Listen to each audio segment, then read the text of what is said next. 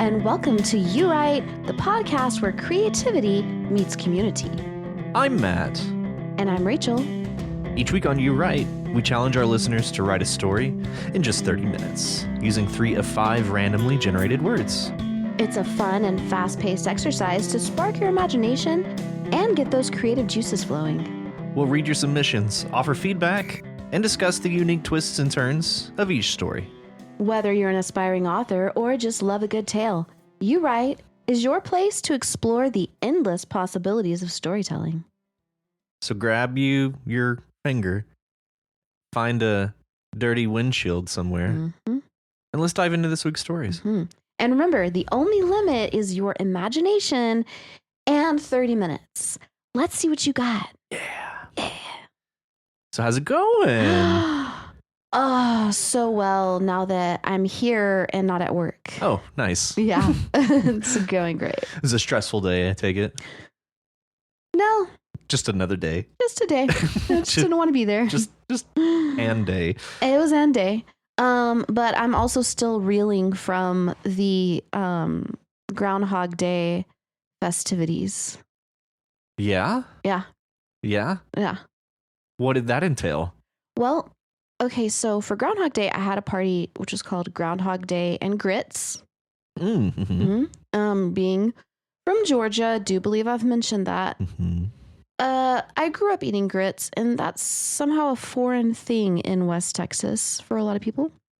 Which baffles me, because grits are delicious. Yes.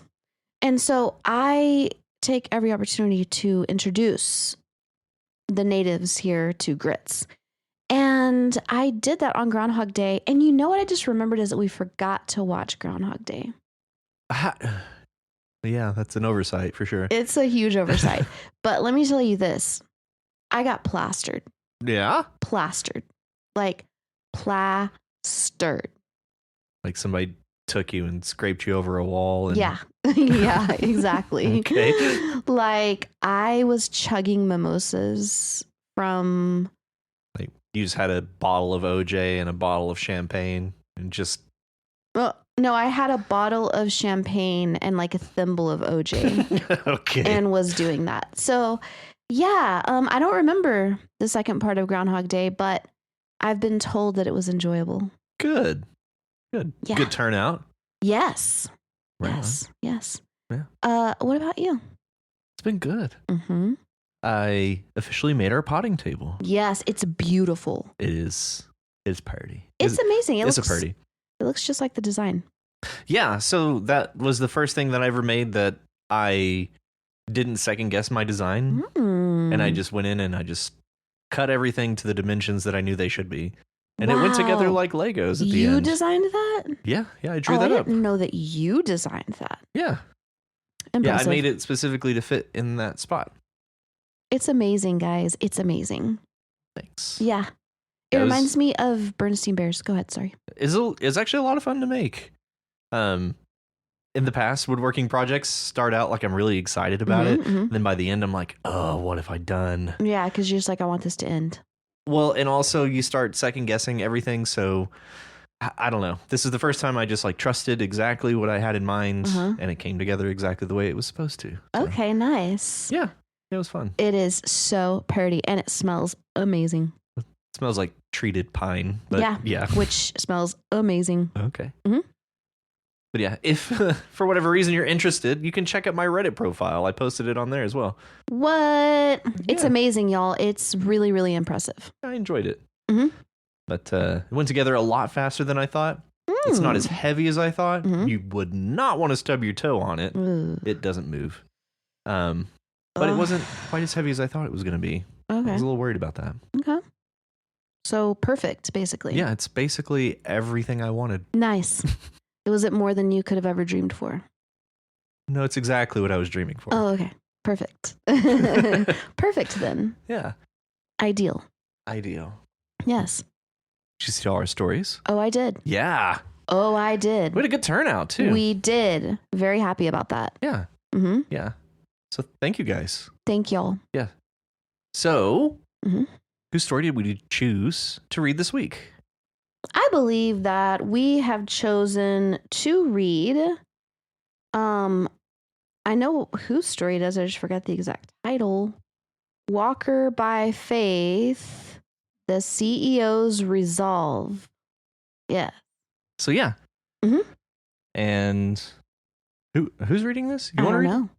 I Yeah. could read it. I mean, I haven't read one in a while. So without further ado, this is the CEO's Resolve by Walker by Faith, read by Rachel. As soon as I opened the door, I knew something wasn't right. I know as I stand here that it is not the new colors in the office. I expected that. Demanded it even. Although I don't really have to demand much of anything these days. I simply speak, and it is done. So it's not the change in the carpet from blue to gold that strikes me with this uneasy feeling. No. It has to be the gregarious yet precise pentagram painted in the middle of the floor. I quickly scan my eyes to the side of the room where the cameras would be, if the media was present. It's empty, so I relax instantly, at least a little. I turn in the doorway, and the unknown assistance agent behind me nearly kisses me, he's so close. Careful, I tell him.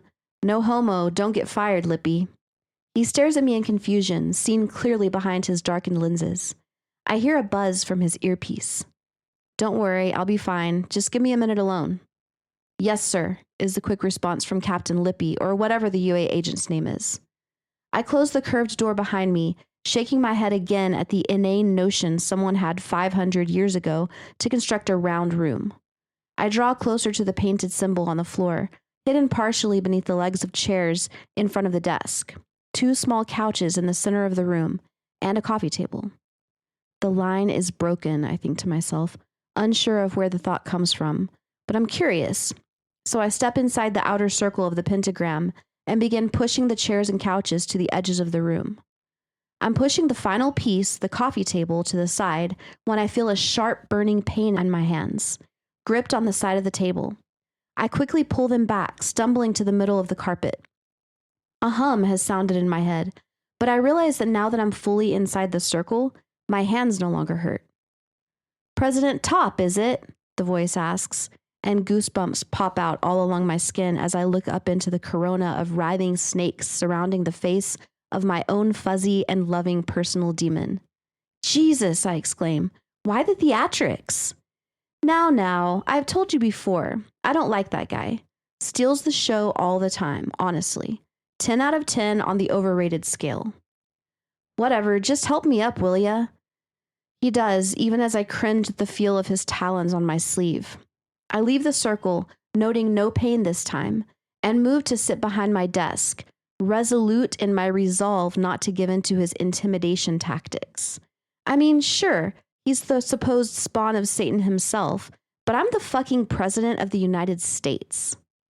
I see you're enjoying our deal, he asks me, not leaving the circle himself. Enjoying? Hard to say, given that you're not really living up to the deal. A blast of heat strikes me in the face as the snakes on his head literally explode into flames, rising toward the ceiling. As the plaster melts away above him, I notice a thin layer of glass between the plaster and the supporting ceiling joists. Interesting. You dare accuse me of not living up to the deal while we are standing in your new office for the second time, I might add? Yeah, I'm not even getting into how you somehow let them steal that election.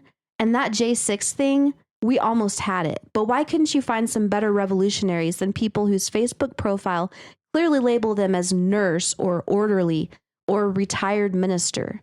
I mean, what were they supposed to do? The demon considers in silence for a moment before responding. Have you been unsatisfied with the results of our arrangement?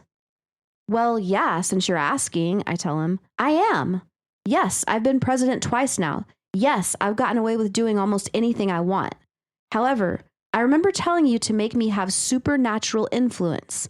How do you think I'm happy about the last time, when over half the voters were against me, or even this time when so many voters still voted against me? The demon looks down and pinches his snout as the burnt-out ashes of his snakes continue to snow around him like otherworldly dandruff. Well, President Michael J. Top, you clearly have no idea how much work goes into a deal like this. You call yourself a deal maker? How? Do you have no clue how hard it is to get over 7 plus 70 million people to pick you? I mean, shit. When we made the deal, you were popular and even somewhat loved already. But now, the people who would naturally pick you are less than 1 million, honestly. The rest? I've spent the past 25 years making over 7 plus 70 million deals with the devil, issuing probably 200 million draft memorandums of understanding just to get you back here after you screwed it up so hard last time. Okay, fine, I challenge him back.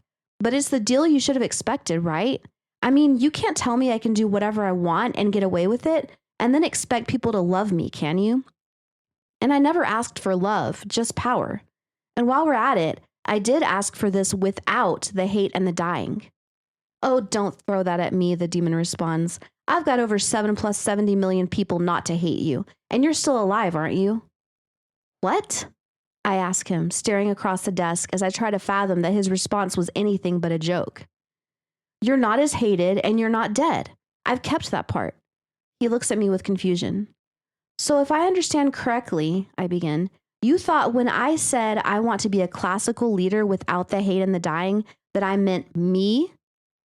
Well, yes, of course. Isn't that who benefits from our deal? I mean, you and Satan, of course. Plus, I do get an annual bonus, so there's that. So I mentioned several world leaders, powerful men, the greatest men, and said without the hate and dying, and you didn't think to consider whether I meant no genocide? He stares at me blankly. Sir, Mr. President, you, sir, have no soul. Firstly, you didn't believe you had one. Secondly, it's now Satan's. So why would I ever think you'd give a damn about genocide, as long as it didn't affect you or your family? I mean, you're the one who has spent the last 2 weeks signing hundreds of orders left and right that are specifically designed to lead to genocide, which is something that, let me tell you, makes Satan very pleased. And now you tell me you don't want that? That I read the deal wrong? Oh, look, I tell him, I get it. You've been loyal. You've been there for me. And we all make mistakes. So how hard is it to change it now? Well, he sighs, it would involve you specifically rescinding almost every executive order you've issued so far. I think about the complications, the media storm, the annoyance of changing course. I know I don't have to be elected again, but this gives me pause. Then I remember to ask him, if we change them, will I still be made the first czar of America? Unlikely, he tells me, but I'd still work really hard to make it happen. Given how much he's misunderstood the initial assignment, as my son Duke would say, I have my doubts on his efficacy. Forget it, I sigh. Let's just keep doing it your way. Excellent. Excellent. Excellent. So good. So good. Yeah, so obviously a continuation. Right? And a continuation with our character, Michael J. Top. Yeah. Trop. Top? Top. Michael J. Top. Mm-hmm. So yeah, this is interesting. Mm-hmm. First of all, of the two characters here, well, I guess there are technically three because we have this agent at the start of the story, but the president and the demon, Mm-hmm. I find the demon more relatable Mm-hmm. than the president. Yeah. Yeah. Me too. He's like, hey, I'm doing my best. Okay. Yeah, I'm putting in my 40 hours, Right. occasionally some overtime. Mm-hmm. This is really difficult. And then the whole misunderstanding with the deal, Yeah. which that was actually really gratifying to see that discussion led to It was. something. Or maybe we just tapped into something he had planned. It felt good. It felt real good. Felt Yeah, I saw that and I was amazing. like, oh, that is fun. That's a Yeah. fun. That's a fun angle to put on the deal. Mhm. That misunderstanding. So Mhm. I really liked that part of it. But, Me too.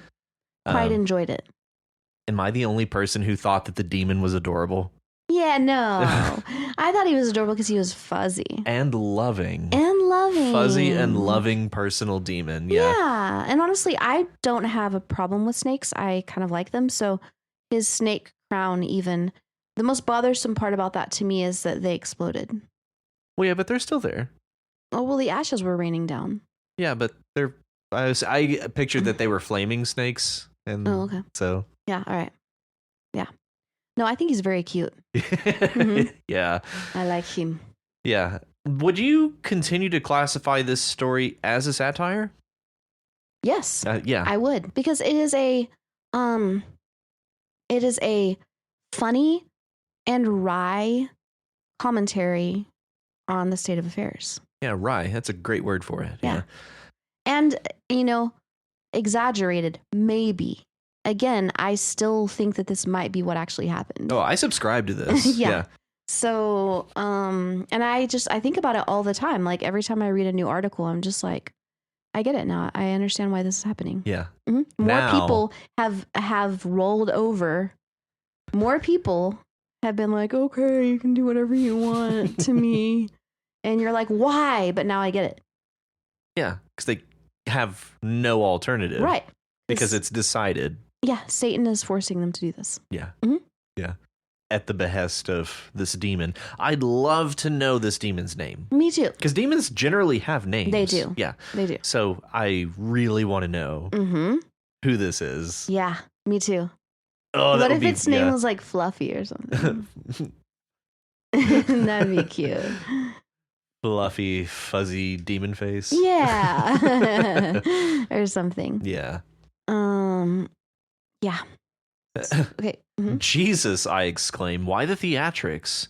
Mm-hmm. Now, I've told you before, I don't like that guy. Steals the show all the time, honestly. 10 out of 10 on the overrated scale. Yeah, is that talking about the security guard? Jesus. Oh. Because he exclaims Jesus. Oh, see, I didn't even get that. Yeah. I was like, who's he talking about? Yeah. Oh, okay. That was a fun, clever bit. Especially now that I understand it, yes. Yeah, especially like the first words out of the demon's mouth, like, no. I told you, I don't like that guy. Yeah. And to classify him 10 out of 10 on the overrated scale. Uh-huh. It's just funny. Yeah, that was funny.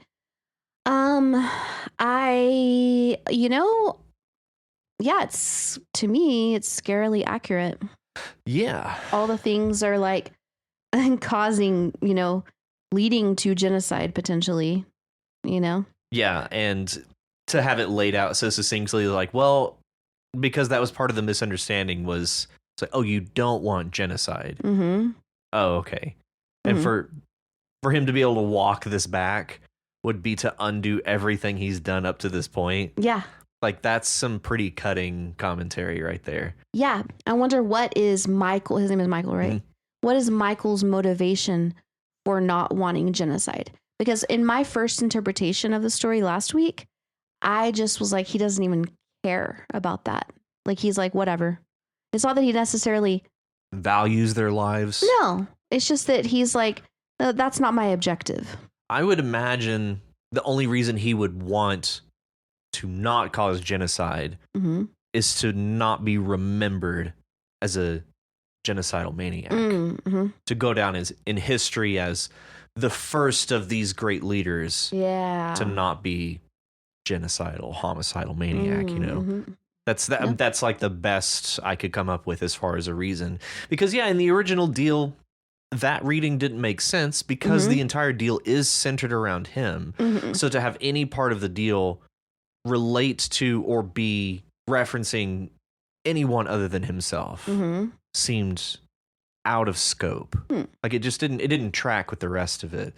It's all make me this, I want this, me, I, and then without the hate and the dying, I just assume that applies to him as well. So that's why I landed at that reading, because he's so egocentric. So for it to be anything other than that would have been unusual. Yeah. So I can see that. Yeah. Oh, and did you catch this little gem? I'm gonna call these kind of like multiversal gems. Okay. Because this is Michael J. Top. So we'll just call this another multiverse or whatever. Yeah. So we have what did he call it? The unknown assistance agent. Do you have any guesses as to what that would be? The unknown. Hold on, let me find that. 6th paragraph. I didn't catch it until you were reading it, and I was like, I turn in the doorway, and the unknown assistance agent behind me. Secret Service. I mean, I guess I kind of just felt like it was a Secret Service. Yeah, it's just kind of like it's just twisting. Yeah. Okay. Unknown so secret. Synonyms for service assistance. Unknown. Yeah. For Secret Service. Okay, yeah. So yeah, in this multiverse, it's not the Secret Service. It's the unknown assistants. Right. That is funny. That's pretty clever. Yeah. I like that. Captain Lippy or whatever his name was. Mm-hmm. Yeah. Captain Lippy. Yeah, my notes in the margin is me highlighting points whenever, let's see, this one is President Top, isn't it? The voice asks and goosebumps pop out all over my skin. So right whenever the demon shows up, I just put in the margins like grabs popcorn. Mm-hmm. And then around the part, you're not really living up to the deal, and I just say popcorn intensifies. Nice. It's just me enjoying this story. Yeah, I was like, what's gonna happen now? It really is engaging. It holds you through, and obviously it's very topical. Mm-hmm. And again, I think we're both kind of suckers for satire. Yes. So this is something that I'll just eat this up. So I enjoyed so many aspects of this story, and it just continues to be cutting. Mm-hmm. I found it interesting that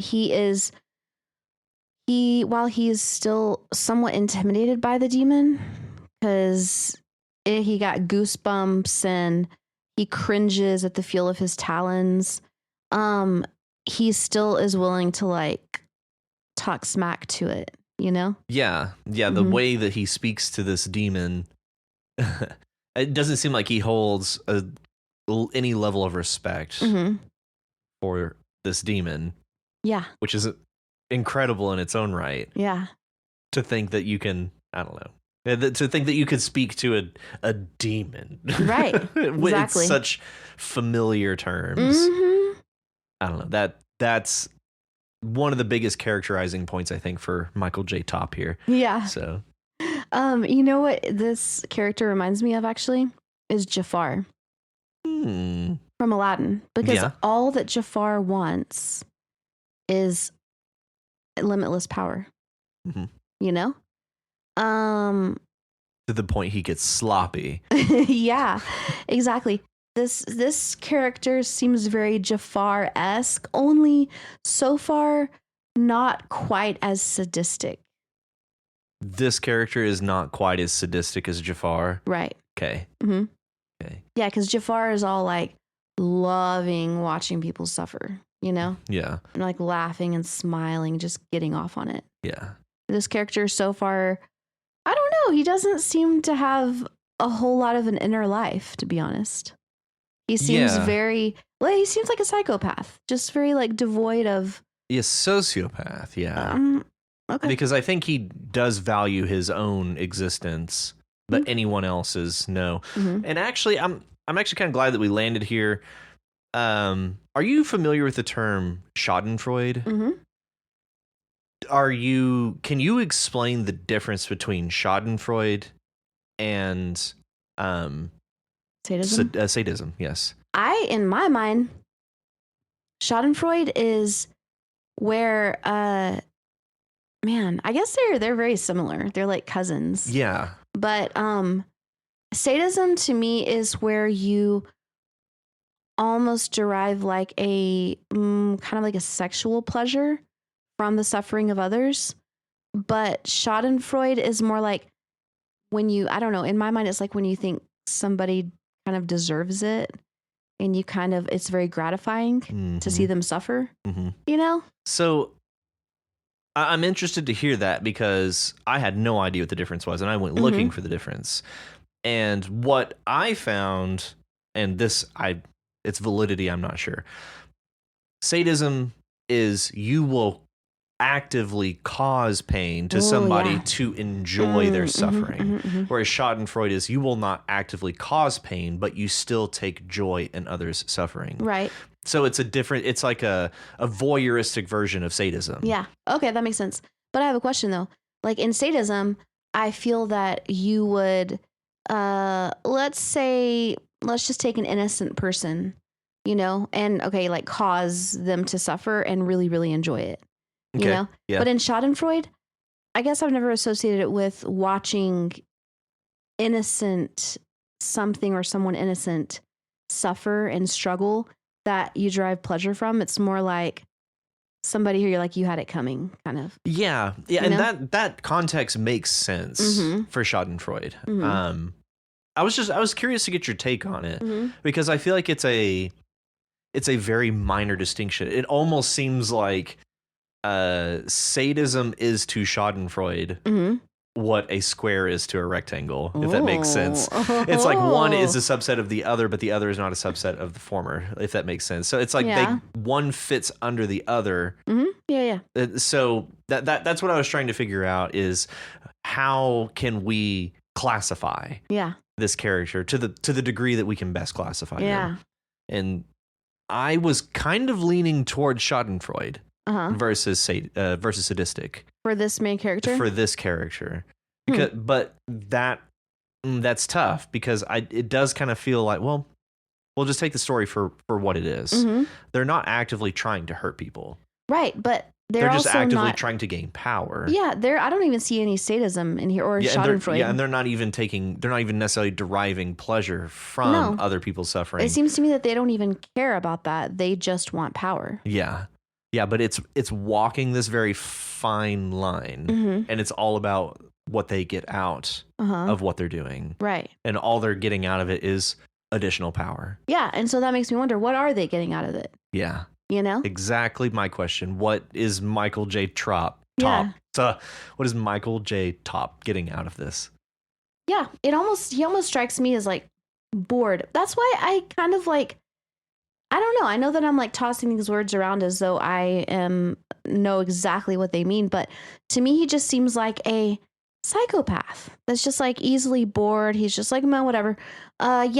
Limitless power. Let's see what that's like. I don't care. The only reason I don't think psychopath would work, where sociopath I think would work, is because of how much he wants to gain power for himself. He does value himself, just no one else. And so psychopath, you could not value your own life. That's my understanding, at least. I argue that we don't have enough information yet about this character to make that call. Fair enough. Yeah. Because we have not seen his inner life. Yeah. And also, the demon mentioned that, genocide, like, not for as long as it doesn't hurt your family, as though he does care about his family. So I just feel like we don't have enough information at current. But yeah, this was an absolute delight to read, Walker. Very fun story. I continue to really like not so much this character, but I do like reading his struggles. I kind of like the character better than who he is supposed to represent. Yeah, that's a better way of saying what I meant. Yes. Yeah. Your character is an absolute delight to read. Yeah. Because the person that he is kind of like loosely based on, I do not think is a psychopath. I don't know about any kind of path, but I know that he cares about his own interests quite a bit and those of his family. So as far as all that, I don't, and that's annoying. He's just very like petulant, but this character is not. This character is just very like, what's the word I'm looking for? Straightforward, just very like, there's a word, kind of pragmatic, kind of like not a slave to his emotions. Okay, yeah, we haven't seen enough about the decisions that he's made to consider him a pragmatist, I feel like. He doesn't seem to be bound by his emotions like the character that I believe he is loosely based on. All that to say, great story. Yeah. The last thing I'll leave you with, Walker, the line, which is something that he's talking about, how all the orders are leading to genocide. He said, and which, by the way, let me tell you, this makes Satan very pleased. I really liked that inclusion, kind of drawing back to, like, there's somebody over this demon, Satan. And he's just watching everything from the sidelines, just eating popcorn, just like, oh man, this is great. This is great. Loving this. Loving this. I like this kind of, like, not in the scene, watching everything happen from the sidelines. I really liked that line. So I just want to give you mad props for that. Yes. And thank you, Walker. Thank you, Walker. And up next, we have Mate by the Prismatics 19. Woo! Woo. Okay, so Okay, before we get started, can we make sure to do this in as Southern accent as we possibly can? by Southern, do you mean like redneck? Pick whichever one makes most sense to you. All right. I just while I was reading this story, I was like, "This is amazing." Honestly, I wanted to read this story. I did too, because I really wanted, because I am an expert at this accent. Mm-hmm. This kind of Southern. The gall darn meats had moved. It's like a patois, Southern patois. This is how my family talks. Yeah. Mm-hmm. This is delightful. I love the vernacular here. It's great. It's great. It made me laugh. It was delightful. That's a good word. I love the first thing that I caught, and it's just one word, shouldn't-a. Mm-hmm. It's a double apostrophe. Yeah. Shouldn't-a. That is such a Southern thing, and that's perfect. Mm-hmm. Shouldn't have done that. Shouldn't have done that. That's just plumb weird. And plum, my dad, that's one of his favorite adverbs. And it's funny because what? It's an adverb. Well, it's not an adverb or an adjective. Yeah. Adjective I'd see. Adverb is, that one's fun. Because I think of like plumb bob. That's technically one word. Well, anyway, right here it's used as an adverb. I know. Yeah, which is delightful. Yeah, and so and I remember trying to explain plum. I would be doing like a quote of my dad, like an impression, like, oh yeah, my mom would be like, supper's ready, and my dad would say plum. I don't even know what that means. Really? No. You don't even want to guess? Plum? Yeah. Mm-hmm. No, I got nothing. Well, what did you think it meant right here? Because it's used the same way. That's just really weird. In this case, that's just plain weird. It's like, that's plain weird. That's weird. That's So plum in that case, whenever my dad would be like plum, and she'd be like yes, means completely. Oh. Yeah. Supper's ready. Plum. Weirdly, my dad would just say that. Plum. Yeah. Weirdly, that actually makes perfect sense. Yeah. Fascinating. Yeah. Cool. And I remember trying to explain it to people, and they just didn't get it. They just couldn't get it. And I'm like, I get that you can't get it because I grew up hearing it, and so I wouldn't understand it otherwise. But that's just plumb weird. That's just plumb weird. Mm-hmm. Yeah. So the language in all of this is, I think it's perfect. Yeah. It adds such character. It does. And also in the last line of the second paragraph where it's like, one lady, he said, claims that the night after she ate them, her insides become glass. And my dad would always use like the past participle instead of the past simple like that. Uh-huh. Yeah. Yeah. But not just that though. He would say things like, oh, like she done flowed the coop. Flowed the coop. Flowed the coop. Yes. Yeah. Things like that, you know. That just reminded me of him, like her insides become glass instead of became glass. Yeah. You know? Yeah, and it's all makes me wonder, Prismatics.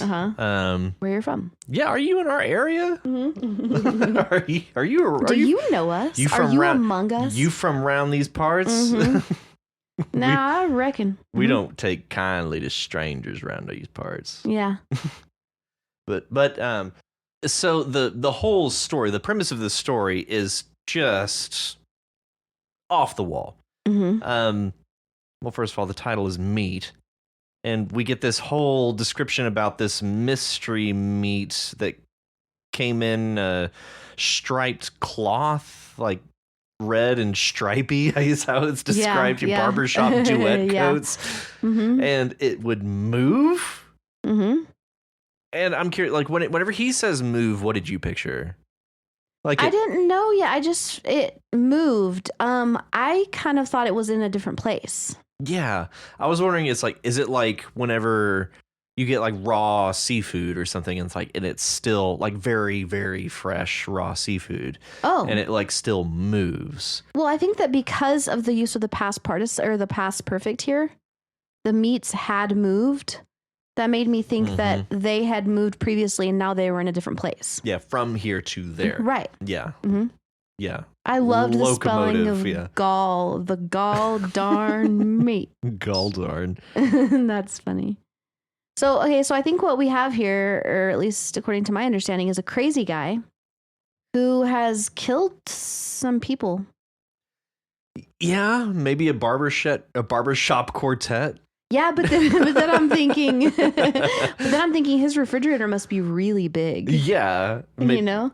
Unless in his insane flurry, he chopped them up and put some cuts in the fridge for later.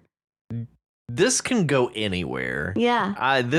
This is so unhinged to the point where it's not on any rails. You've gone completely off road, and you can take a story like this any direction that you want. Yeah. And then to just cap it off, the very end to the very last line, or I guess the last line is in reference to where we kind of leave the reader. And don't even get me started on that one, referring to the wine he bought from that lady about a month ago. If it'll ever come down from the ceiling. Yeah. Like, what? What's going on? What is happening? Yeah, exactly. It seems to me that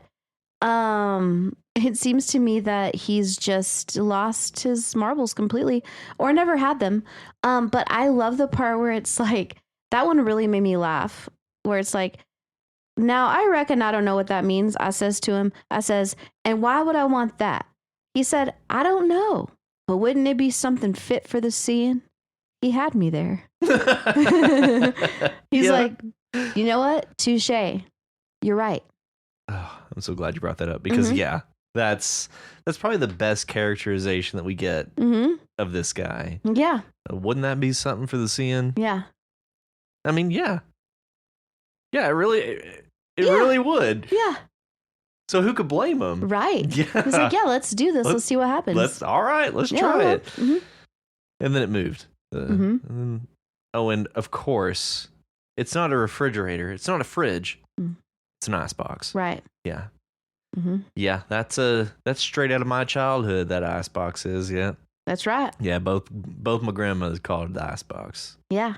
You go and get you a soda out of the icebox. Go and get you a shoddy. Yeah, get you some sherbet out of the icebox. Nice. Yeah. Okay, you see that part where it's like, that being said, though, seems like the meats are going to make some fine victuals. Yeah. Okay, but do you know where the word victuals means? Victuals isn't that a cut off of...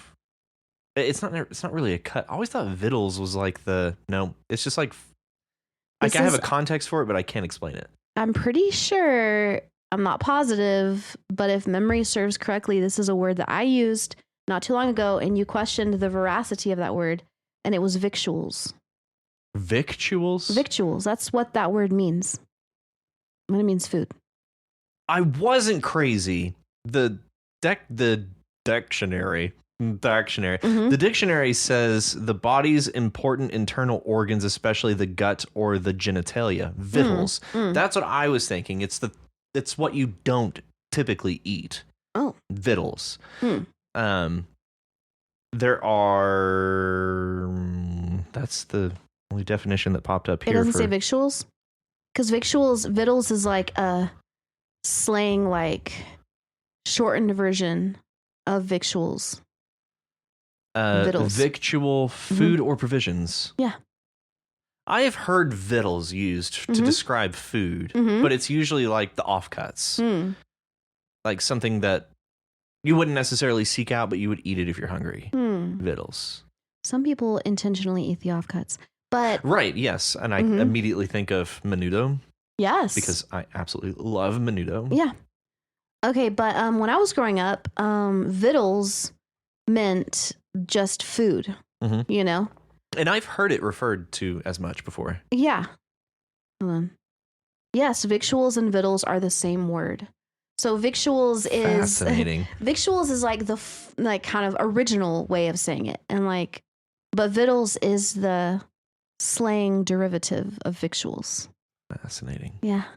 Because I'd heard victuals referred to outside of the context of food and more about the process of slaughtering an animal. Like you have the victuals. Oh, I've never heard that. I believe you. I've just never heard it. That word is weird because I have heard it in both contexts. Huh. Interesting. Yeah. Weird. Maybe I'm just misspelling it. How do you spell vittle? Vittles. I was misspelling it. Oh, shit. Were you spelling it Vidals? Vitals. Vittles. Vitals. Yeah. Oh, I've never heard it pronounced like that. Like vittles. Yeah, vittles. Yeah. Okay. Oh, man. Whew, I feel better. Okay, yeah. Because I was like, what is happening? This doesn't make any sense to me. Yep. Okay. Well, Well, all right. So Matt was talking about vittles, Vitals, which is like which the for all innards. I know, I'm completely or whatever. mispronouncing that I as don't well know. as misunderstanding it. Vital. You're right. It's a hard I. Yeah. Okay. So Or maybe a that long is I. two Long I. words that you were conflating. Yes. That's Vitals exactly and what I vittles. was doing. I Yes. was conflating vitals and vittles. Okay. See, I was questioning my entire reality right there. So vitals is like the innards of an animal. Yes. Right? Yes. Okay. Like the internal organs. And then vittles, Vittles, is the same as victuals. Mm-hmm. Yep. Yeah. Exactly. Variant spelling of victual. Yeah. Exactly right. We learned today. Mostly I learned Well, today. but you know what though? You're the one who figured out that it was a spelling issue or like a different word. I was just going to be like, we have two very different definitions of the same thing. Yeah. But no, it's two different things. Fascinating. Mhm. Okay. Awesome. And now we know the rest of the story. Yes. Thank you, the Prismatics, for enlightening at least myself to what I had conflated, which was vitals and vittles. Yeah. But yeah, I definitely heard of vittles. So fascinating. Yep. Very cool. Now we know. Now we know. Woo, woo. Man, this is an absolutely delightful story, Prismatics. And to read your comment about your writing process has me that much more fascinated to go back and read some of your other stories, kind of knowing this. Yeah. Because they do seem uniquely inspired. And this one especially seems very uniquely inspired. An herb will do that. It will. It has Been known. It has been known to have been having doing that. It has been known to have done that. Yeah.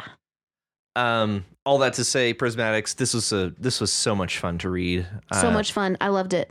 I even read it aloud to myself after reading it silently the first time. It really lends to an out loud reading. Like it flows, especially for us. Yeah. I feel like totally. because it wants to fall off the tongue, but not so much out of my head. Right. The same way. Totally.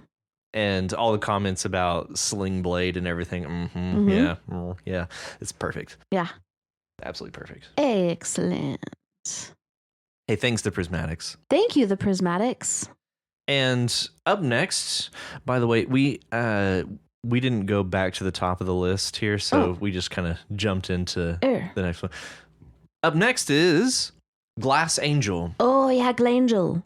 By Nick Yu. Yeah. Yes, Glangel. Glangel. Okay, so I really, really loved the descriptions here. Quite a bit. It was very, very descriptive. It painted a picture. Yeah, a lot of excellent imagery for sure. And these characters just really jump off the page at you. Yeah. Like they're very, I don't know, they're really outstanding. Like they're all each very unique. Our point of view character compared against the minister, compared against the angel. These three characters that we get in here are so distinct from one another, and each is so present in the scene. Yeah.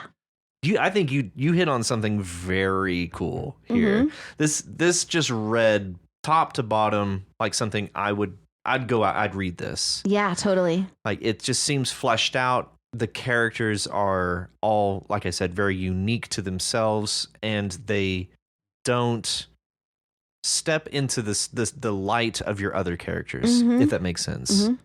So that they each stand out very uniquely. Yeah. This the first thing it kind of like reminded me of was Ghostbusters. the original with the librarian, which was me and my brother's favorite scene because it terrified us. But it's just like the opening scene? Yeah. The opening scene. Yeah. Where they walk in the librarian just like floating there, you know? Mm-hmm. Yeah. And then she like screams at them and then they run. It kind of just like reminded me of that, which made it like that much more exciting to read.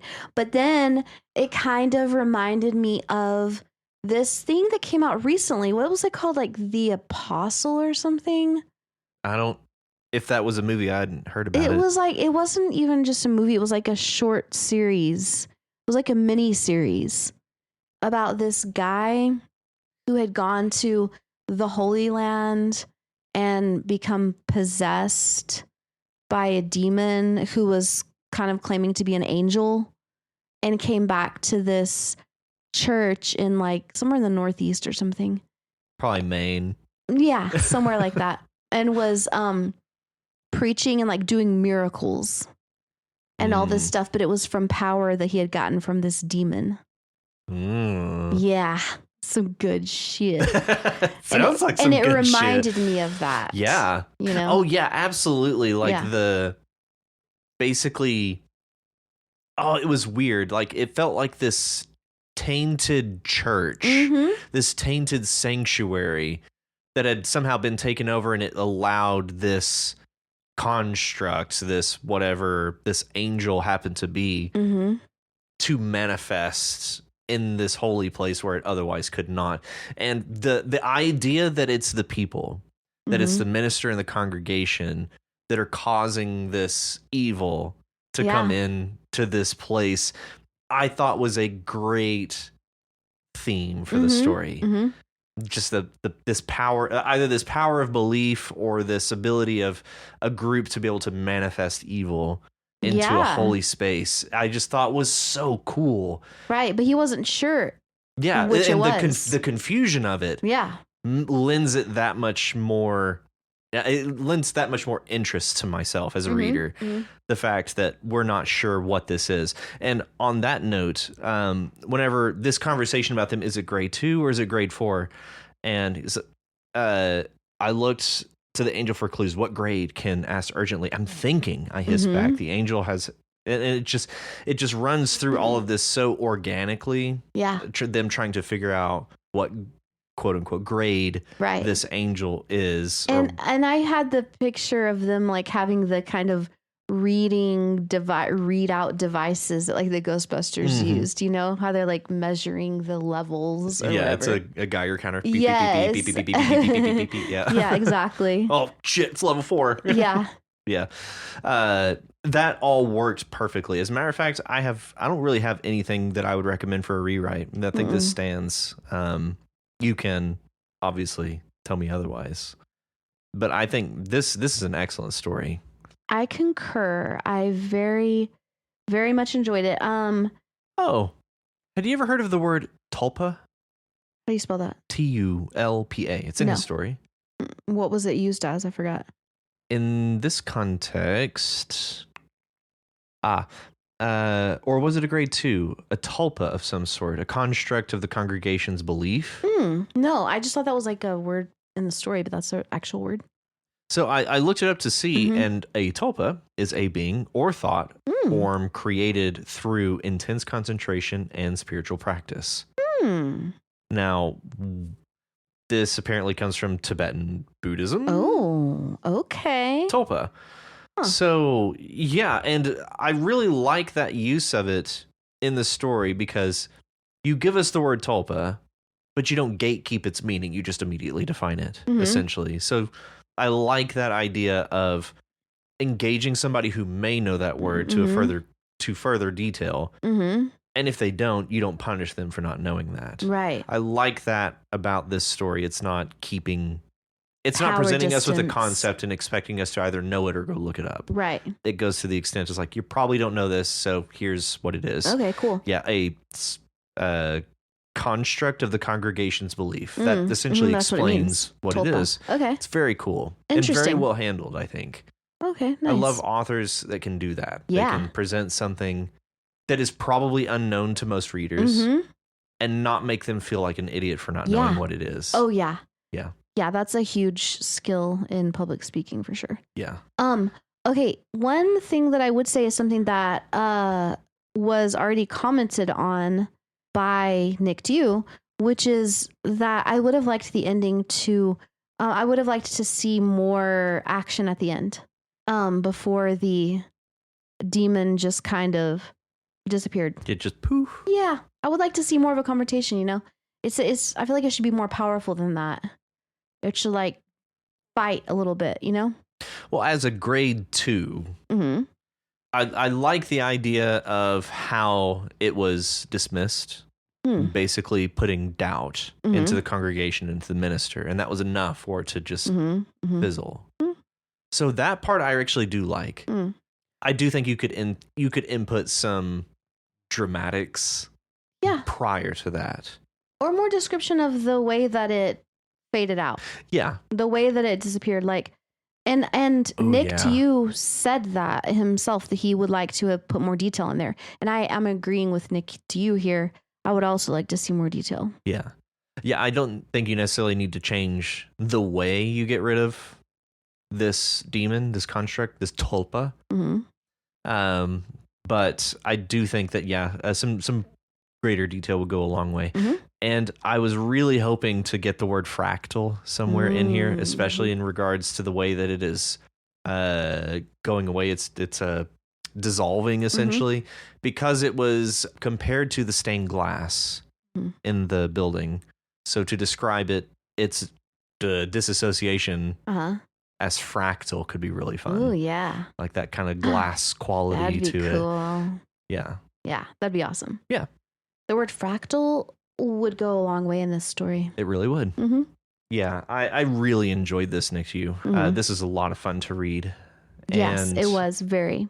Yeah, very compelling all the way through, and I just kept like my notes on the side are just me like this is cool, like what's going on, and just generally I'm engaged in the story based on my notes here. Yeah, I just really like the description. I love the title, Glass Angel. Yeah, I don't know, I just love that. Yeah, I like the description. Paints such an image. Yeah, I really like that. Yeah, and I think my favorite part really is the juxtaposition of this point of view character that we have in their goals and this minister in this congregation. You have this rapturous congregation against the pragmatism of this guy and his team. Like they're just trying to get something done. And then you have this rapturous minister, this congregation. It's very cool. Very cool to see them together, especially kind of interwoven the way that you did. Worked very well. It was great. I just loved the description, the picture that was painted of the angel. Absolutely. Yeah. All right. Hey, thanks, Nick, to you. Thank you, Nick, to you. Okay, next we have My Scariest Moment by Steve Living Room. Oh, hey. Here we go. Alrighty, so hopping right in. Okay, we have here a little hoe bag. No doubt. Yeah. I believe, let me see. My note says a vengeful little shit. Yeah, exactly. And honestly, her about face is pretty surprising that she's been, and he even, the pastor or minister even says that when he's like, was she acting this whole time? Was she what, you know? Yeah, wasn't the timeline like 2 years? Yeah. Like how, I mean, I understand people can hold a grudge. Right. I worked with a guy who held a grudge, like, and it was horrible. Yeah. But it was in the order of like a month. Right. 2 years. Yeah. So. Wow. The thing about this is, I don't. It's hard to believe that this is the same person. You know, Angel, who has been well behaved the whole time that he's known her, and suddenly is acting like a hardened criminal. You know. So what do you think is happening here then? If it's not, maybe she's possessed. Oh, because so she's in dire need of an exorcism. Yeah, because and at that age, which I don't know exactly what her age is. I'm assuming like 15, 16. 16. Okay, So from the ages of like 14 to 16, she's been acting, you know. That makes perfect sense to me. Yeah, but actually, I was going to say I can't even imagine that, but actually there is a girl that I know who in that same time period was angelic and saintly. And then at the age of 16 or 17, she ran away from home. But she was angelic and saintly for more than just 2 years. And then at the age of 16 or 17, she just ran away. Just had enough. Yeah. Like, I'm out. Yeah. And a very, very, very loving family. Fascinating. Yeah. So I guess, it is possible. Yeah, those are very tumultuous years. Mm-hmm. I guess just in general for everybody. There's a lot of changes happening. Oh, yes. So, okay. Steve, I'm just going to go ahead and put a blanket out here for this whole story. I really liked this. Mm-hmm. This was a very engaging read. And because it goes nowhere you expect. Mm-hmm. And the places that I feel like we end up in two places. A is we find out she's a vengeful little shit, right, who is prepared to do horrible things to condemn this guy to lose his job and be ostracized by his community, and all for the sake of some slight that convinced her to do the right thing. Right, and that's the part that's just very extreme to me. He didn't out her. No, he told her, you should do the right thing and own up to what you did. Right. You'll feel better for it. Exactly. Yeah. And all because of that, she tries to ruin his life like a psycho. I hate that I'm abusing the word psycho, but this is very psycho behavior. This is pretty horrible behavior, if not psychopathic. It's beyond the pale. Thank you. Perfect. Yeah. Yeah. Okay. Now I honestly don't know what makes a good altar girl because I did not grow up Catholic, but having seen movies and having Catholic friends, none of whom ever talked to me about the duties of an altar girl, but from, and also going to Catholic churches from time to time, like, okay, I get it. You got to kind of be a good person. Yeah. Right? So do the right thing. I'm going to say something that may sound really ignorant, but I didn't think girls were allowed to be altar people. I thought it was just boys. I honestly had only ever heard of altar boys as well. So this sounds like a pretty progressive church. Yeah. I did not know that an altar girl was a thing, but when I read it, I was like, I don't want to be ignorant. This must be a thing. Okay. Yeah. So I'll insert foot into mouth here. Yeah. I didn't think girls were allowed to be altar people. So, yeah, it just seems like she became a different person, honestly. But damn, it's crazy. Yeah, it's like Dr. Jekyll and it is. It is. Yeah, because the mask just comes off at the end. Okay, so that's ending 1. Right. Ending 2, surprise! A room of people screamed. Yeah. And I screamed back. What? It's like, did they not hear all of that going down? What is happening? Like, what the fuck is happening? Well, my first thought was literally Angel is part of the ruse. She was doing all this just to catch him by surprise. But then I was like, that is extreme. End? I know. To what end? Was this okay? To traumatize him? I ran through several ideas while I was reading this, and it was okay. It was a surprise birthday party. They didn't hear any of the conversation. Her job was just to get him there. And like maybe she had a plan to try and expose him as a horrible person. Well, maybe so, because I wondered whenever she was screaming and she was like, no, he hurt me or whatever. I was like, well, who's there to hear her? Yeah. But if she knew that all those people were there. Yeah, but at the same time, she said plenty of things that were incriminating to herself to show that, like, she set this up. True. So she wasn't really coy with who was within earshot. Again, earshot is tough to say in whatever space that this is in. Right. So, okay. I'm imagining this is inside of a church because she's there for confession. Yeah, and it seems like they stepped from the confessional, which is usually in a sanctuary. Am I mistaken? I'm pretty sure you're right. Okay, I'm not Catholic, but I'm pretty sure. Yeah. a sanctuary, which is it is generally a very live sound, a very echoey room, like a lot. Yeah. Yeah. So sound travels in a space like that. Right. This is where my head is at while I'm trying to process the ending of this. It's like, well, okay, so it's a like, room. wait a second. Like they couldn't hear, but maybe they could because it's. So all these people are just like listening and waiting for her to leave so that they can jump out and surprise him. Like that's weird. Okay. And the other thought that I had is like, this is a test of faith. And she was essentially put up to do this in order to test this guy to see if he would take her up on his offer, on her offer, which was disturbing as fuck to read, by the way. Oh, man. Yeah, that, you can fuck me.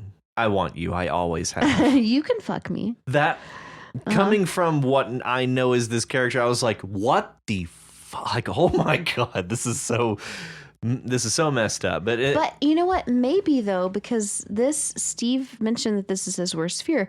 So maybe this is all part of the nightmare scenario for him, is that not only did this happen, but then there's tons of people who are witness to this, and it's like makes it even worse, you know? Yeah, absolutely. This is nightmare fuel, 100%. The only thing that would make this worse is if he had agreed to her proposal. And they were boning, and then the people were like, surprise. Not even necessarily that, just that he agreed and everybody jumped out and was like, hey, you fucked up. Yeah. That's funny. Oh, man, this is a wild ride. It is. So I just want to mention this before, just so I can get this out of my head, which is I do not like the use of the word butt here. Angel grabbed my hand and brought it down to her butt, because that just doesn't flow well with the vibe of the story. I feel like it should be like to her backside or to her hip. The word butt just sounds too like casual. It sounds too, damn it, there was a word, too glib. Yeah. It just sounds too glib for this scenario. I really implore you to change that to something like to her hip, to her backside, to something. Yeah, and you can kind of prolong the uncomfortable feeling that you're pushing onto the reader. Yeah, like down by describing it in more verbose terms. Yeah. You could say like to her hip and then back around. Like just like describe it in some way that makes the reader that much more uncomfortable with what's happening. To her waist and then quickly to the small of her back and then farther down or something like that. Try to over examine that, I guess. Try to over explain, just try to make more of it than the word but. I think that you need to change the word but here to make it more effective. But I really did, though, after that part, I really liked the description of and then when you said with her other hand, she yanked my hand down her cheek. I was like, is he talking about her butt cheek? Yeah. Or her face cheek. Thank you. So hard. It wasn't just me. Well, when I first read that, I thought it was talking about her butt cheek because right above that it said butt cheek. And I was thinking, wait, is she naked? Because it drew blood. Hey, it's still possible to get scratched and draw blood through clothing, but it made me kind of re-envision the scene. Like, did she pull her? Is she like mooning him? Did she like pants herself and then, like what's happening here? Yeah, I'll agree. The imagery of the heavy quotes, the act, like her doing what she's doing, I think needs some clarity. Right. It wasn't obvious how it went down. The part about her scratching down the cheek, I did get that part. Like it wasn't obvious what you were trying to set up. It was very clear that what she was trying to imply that he had done. Yeah, no, totally. That was obvious. And the description of her, like, I'm getting you back for making me confess about the laxative. Angel scowled at me. I've never seen a beautiful face look so evil. Like I that like part that. was very descriptive. Yeah. And that part I could see it and I was like, ew, she's like possessed Yeah. or something. Yeah, I was a good description. I stopped at I've never seen a beautiful face look so evil, and I thought that's good writing. Yeah. That's very good writing, especially That because is. you've given us enough context prior to this about Right. Angel. Yeah. And Yeah. but then whenever she says, no, you just grabbed my ass and wouldn't let go. The word ass there is perfect because it's in the mouth of this 16-year-old girl who is clearly very trashy. Yeah. You know, I mean, only trashy people say the word ass, right? You JK, ass. I say it constantly, but I'm just saying that in that case, the word ass makes sense because it's a quote from her. Yeah, from, as you said, from her mouth. Right, Yeah. exactly. Yeah, the narrative description of the scene needs to be different enough from the way the characters would describe the scene. I don't know how else to say that. Yeah, the narrative voice versus the characters' voices. Yeah. And I think in a lot of cases, the narrative voice works well. It really does. That's just one word that just really pulled me out of that scene because it just didn't fit. Yeah. And I'll pull you back to the sentence, I've never seen a beautiful face look so evil. Narrative voice killed it there. Yeah. And I really also like the dichotomy of her name is Angel, but she's acting like a demon. Yeah. You know? Yep. Yeah. Yeah. Yeah. And maybe, but I didn't like it. And now you're going to pay. Angel sneered. Just the tag, the dialogue tag, Angel sneered. Yeah. That works so well. It does. Yeah, just using the name Angel in general for this character, I thought was a great choice. Yeah, totally. Worked very well. Definitely. And I'm also like wondering about the setting here. Like, I feel like it's in the past because of names like Roger and Cindy and the homecoming dance. Yeah. You know? Yeah. Like that seems, I mean, that just sounds like the 50s to me or something. Well, I mean that, honestly, I went to school with a Roger and I knew a Cindy, so it could be as recent as us being in high And you're school. just aging yourself. You're aging us. Yeah. So back when I was in high school in the 50s. Right. But yeah, it does. I missed Homecoming Dance with Roger and ended up going with Cindy. You ruined my life, Angel screamed. And I also did have a thought about the time frame here because these days it would be very easy for the minister to be like, no, she's lying, because that's happened so much in recent times. There's such a precedent for that, for people being like, you tried to rape me, now give me $1 million or something like that, you know? Yeah. And honestly, that is kind of terrifying because it's a he said, she said. Yeah. It's a she said. But the idea that all it takes is the word of someone against someone else's word, like that type of conflict. That's true, but that seems a bit dated to me because it has happened so much and been exposed so much. Exactly. That now it's really not that easy to accuse somebody. I mean, you can, but they're not just gonna be like, oh, you did this because she said that. Yeah. Because it's been seen so much that people have taken advantage of that. Absolutely. Yeah. And yeah, this is nightmare fuel. I'll maintain that. And it works perfectly because of that. Because it's something that, is it just men would be terrified of something like this? Could you have a very similar fear as this? I didn't think so. So it feels like something that, as a man, especially if you're like a single man, like going out, like if you're in the dating realm, this would be nightmare number one. No, totally. Like walking into something and it's just a trap. Yeah. Like this is a trap. She laid a trap and he walked right into it. He passed the test, but he is, in Steve's words, fucked either way, which was mildly hilarious, by the way. Yeah. This is absolute nightmare fuel. So, I mean, very well done. I can imagine.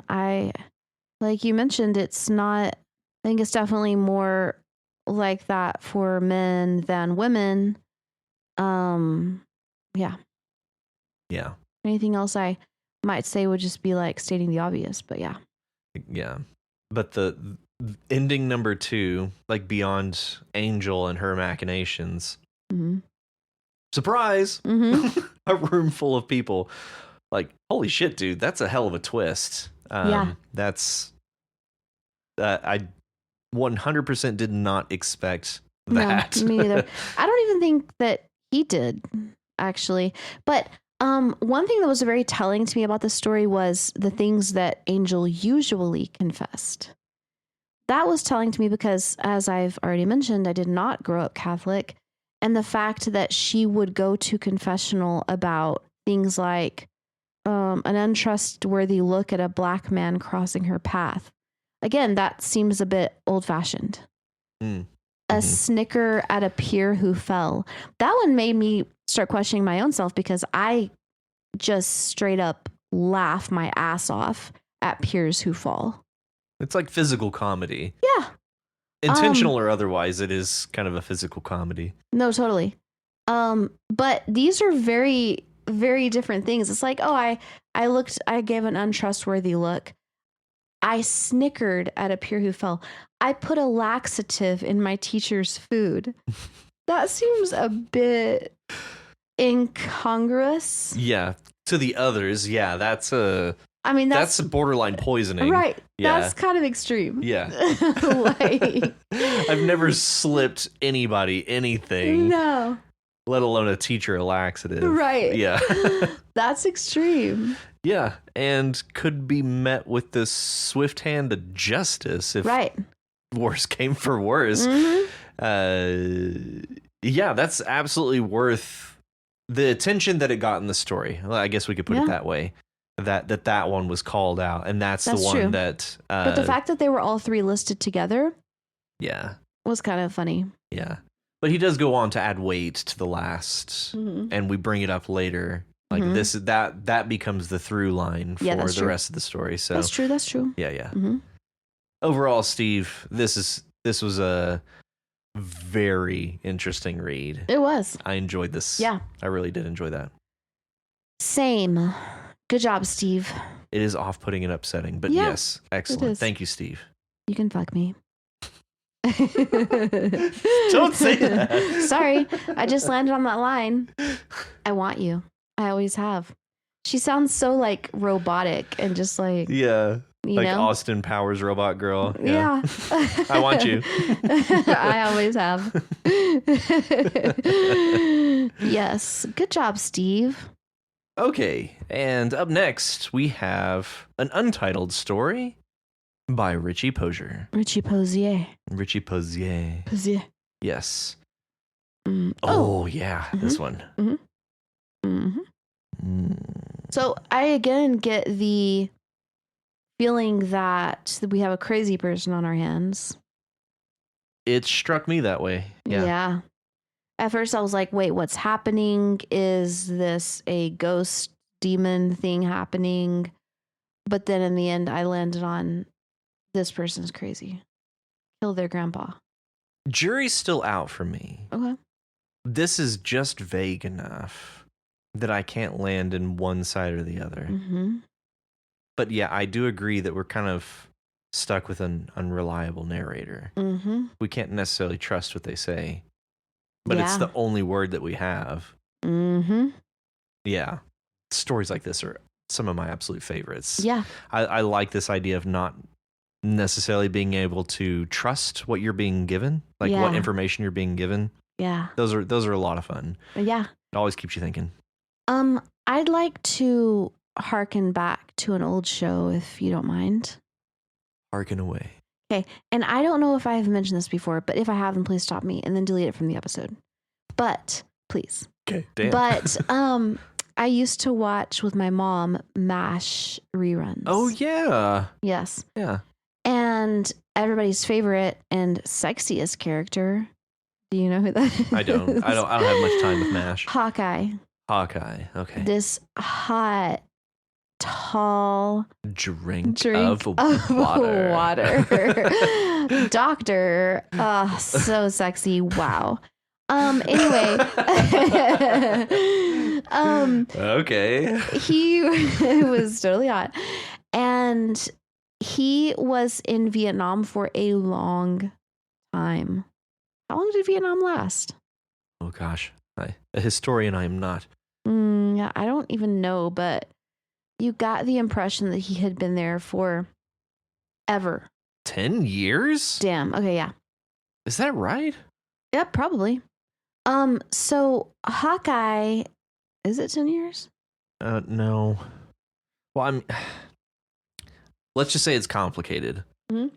But it was a long time. War. Yeah. All right, so he was there for a long time. Okay, and he was a surgeon out in the field, and he saw so much fucked up shit. Anyway, he eventually lost it. He finally went crazy.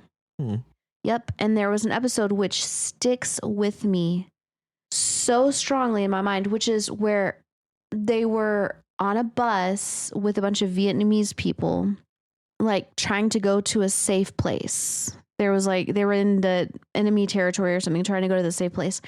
And this, and Hawkeye was like, there was a dog, somebody's dog that was barking, but you had to be really, really quiet because they were in the jungle. They were like trying to go quietly in the night, you know? And the dog was barking and he was like, just please make your dog be quiet. Please make your dog be quiet. And then he finally just freaks out. He's like, shut that dog up. And he's like screaming and freaking out. And then later he finds out it was a baby. Oh, it wasn't a dog. He just was losing his shit. No. And he pressured the lady into smothering her baby because the baby was crying and they were having to be quiet. Yes. No. I know. I'm sorry. Oh. But this is what that reminds me of, because he's like, oh. And that noise, I just kept hearing that noise. And I was like, please make that sound stop. Please, please. You know, the fucking noise wouldn't stop.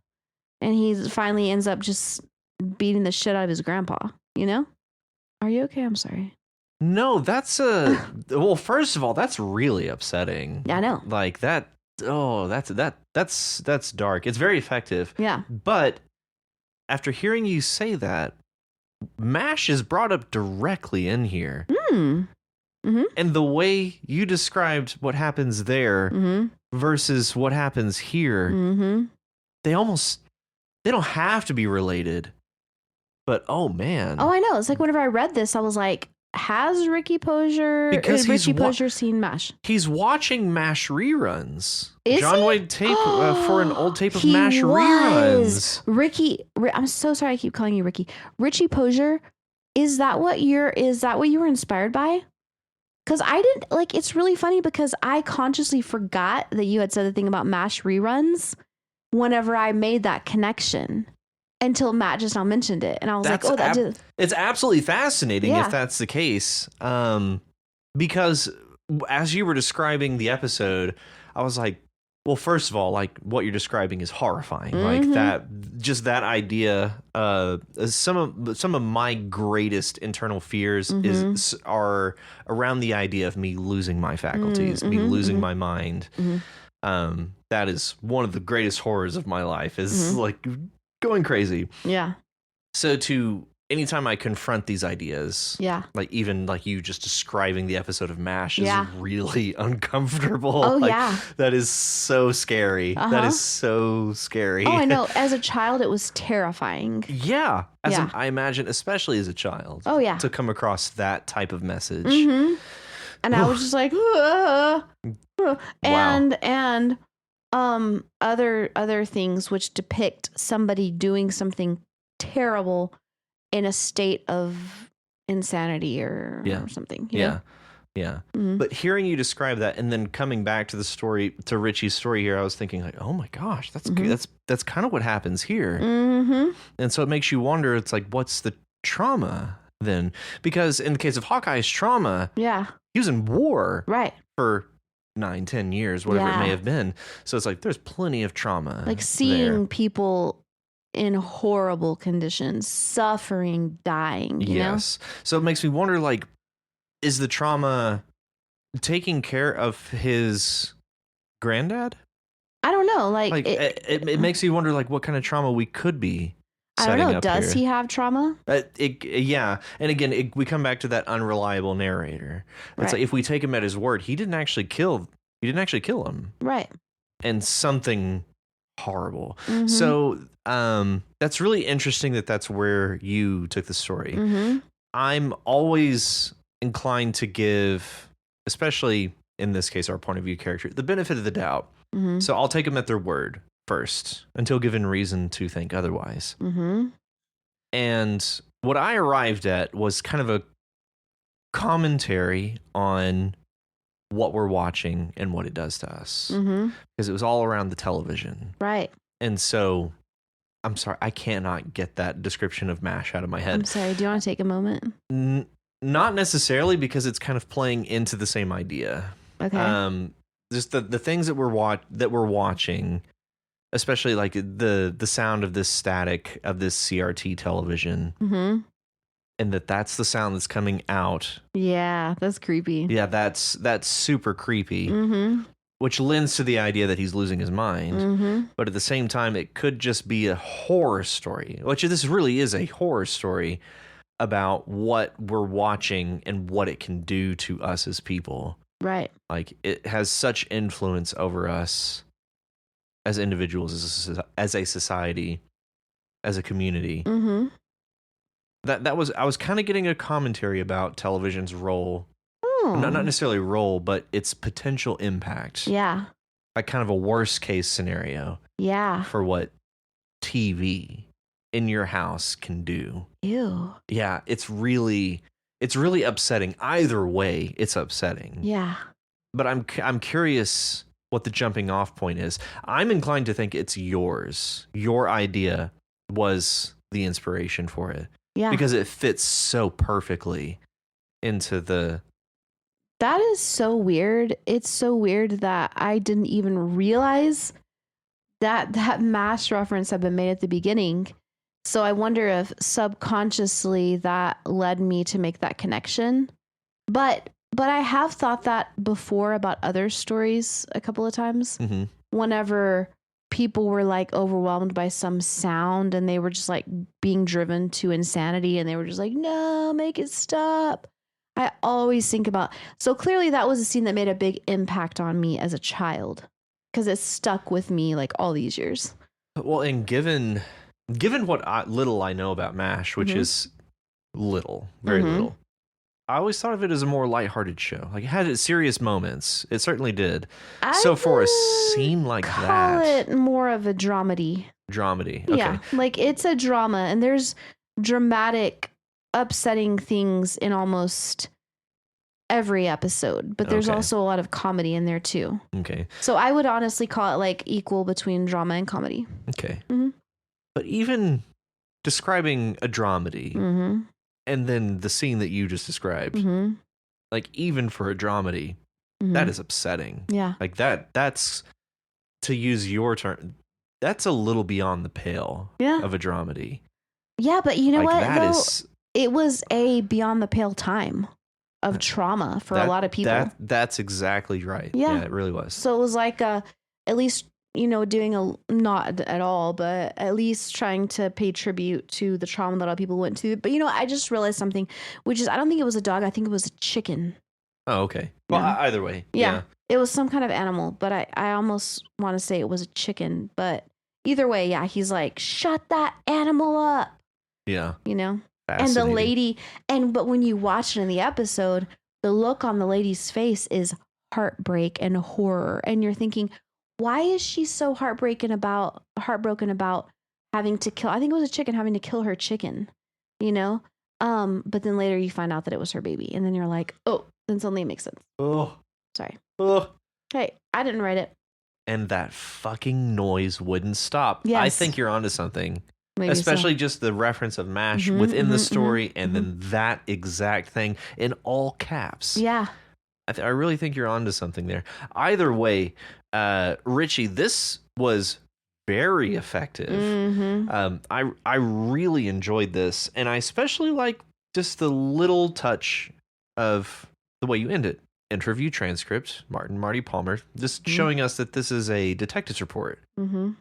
I really like that kind of metatextual nature of the ending here, and giving us context into what it is that what we're reading here. Mm-hmm.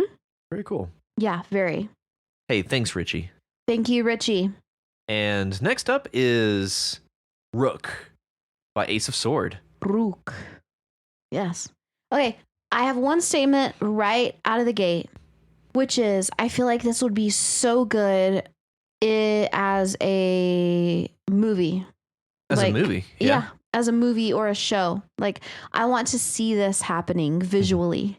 Yes, this would work excellent as a movie. Yes. And just by the disclaimer, this is fan fiction of A Practical Guide to Evil. Have you seen that? Read that. I believe it's a web serial, and Ace of Sword actually linked to it in one of their comments. I did see the link. And that has been recommended to me before, and really? for the life of me, I cannot remember who told me to read it. It's a web series. A web serial, yeah. Oh, a web series. Is it kind of like Salad Fingers?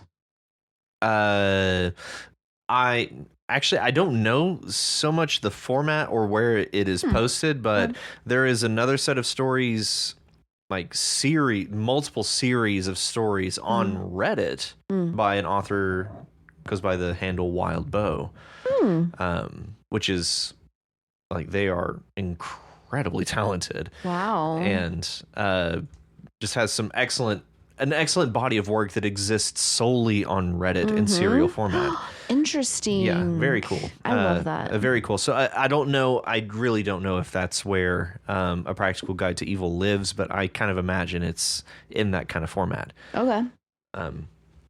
But all of that to say, I agree with you that this feels a lot like a movie. As a matter of fact, in my head, I kept picturing the Dungeons and Dragons movie. Okay. Because this feels like a wizard's tower. You know? Yeah.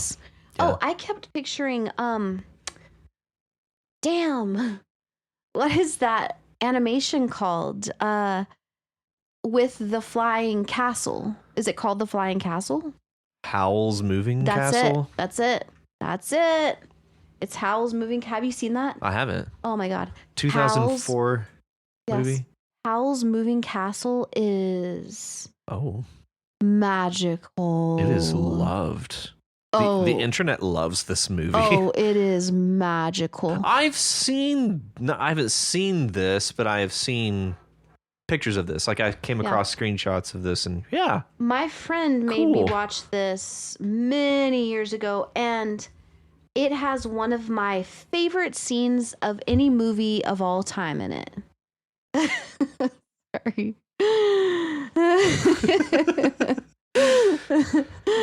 And what scene is that? Or do you want to say? I do want to say. Okay. No, I want to say. So there's a girl in the movie who she gets like some spell cast on her where she's suddenly an old lady.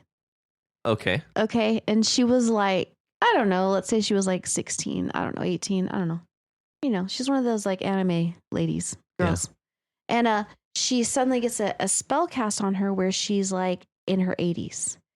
And there's a scene where when the castle is like landed in one spot, she goes out, and I think she's on the shore at a lake. She's at a body of water, either the ocean or a lake or something. Could be a river.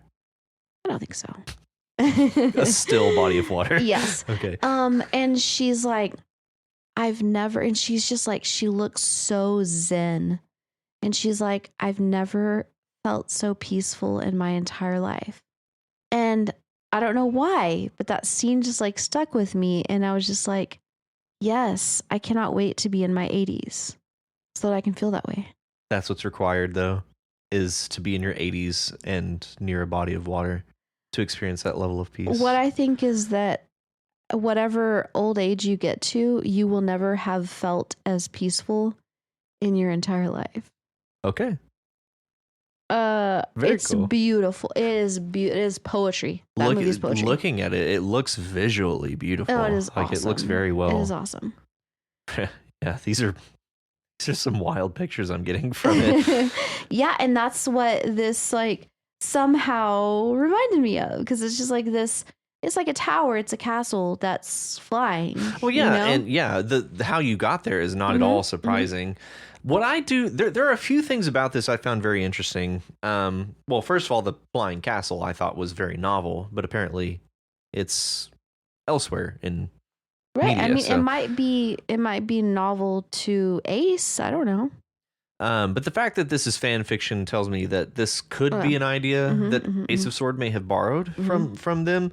There are a few things. So there are some words in here that get proper noun status or and are bold. They're bold within the story. What could you make anything of that? I couldn't either. I couldn't, and I figured that it was some reference to what's it called? A Practical Guide to Evil. I figured it was some reference to that I was unaware of, so I kind of didn't spend too much time pondering on that. So the best thing that I could come up with is, again, I'd already kind of related it to Dungeons and Dragons, and just that these are like terms that you may use that have very specific connotations to mechanics of the game itself. So that was the best thing that I could come up with. Also, we do get architect as gets proper noun status as well. Right. And I kind of landed on the idea that this is our point of view character's title, or maybe just a designation that they go by. But I was thinking at first that this might be their name. Oh, okay. I figured it was like their role in the game, like the world builder, the architect. I know that our point of view character refers to themselves as a specific kind of architect, which also gets proper noun status. But that's whenever I kind of landed on that this is just a title that they may go by. But this is an interesting story. I will say that it held my attention all the way through. Ace of Sword didn't seem to feel very proud of what they had written here, which I thought was interesting. But after reading their comment, I can kind of see, I would succumb to the same thing. If I'm creating fan fiction of something, you inherently want to compare it against the original, whatever you were inspired by in the first place, and to look at your own work and find yourself wanting versus what you had read before. That makes sense to me. Yeah, it makes sense. I've never done fan fiction, so I don't know for sure, but it does make sense. I obviously would not have known that this was fan fiction had you not mentioned that. Nor I. But I just really wanted to see this happening. I want for you to be an animator who can make this into a visual representation. I want to watch this in, well, either animation or like real life form. I just want to see it happening. It's just beautifully described. It really is. And all of the details that we get about their surroundings and all these little traps that we keep uncovering as we go through the story.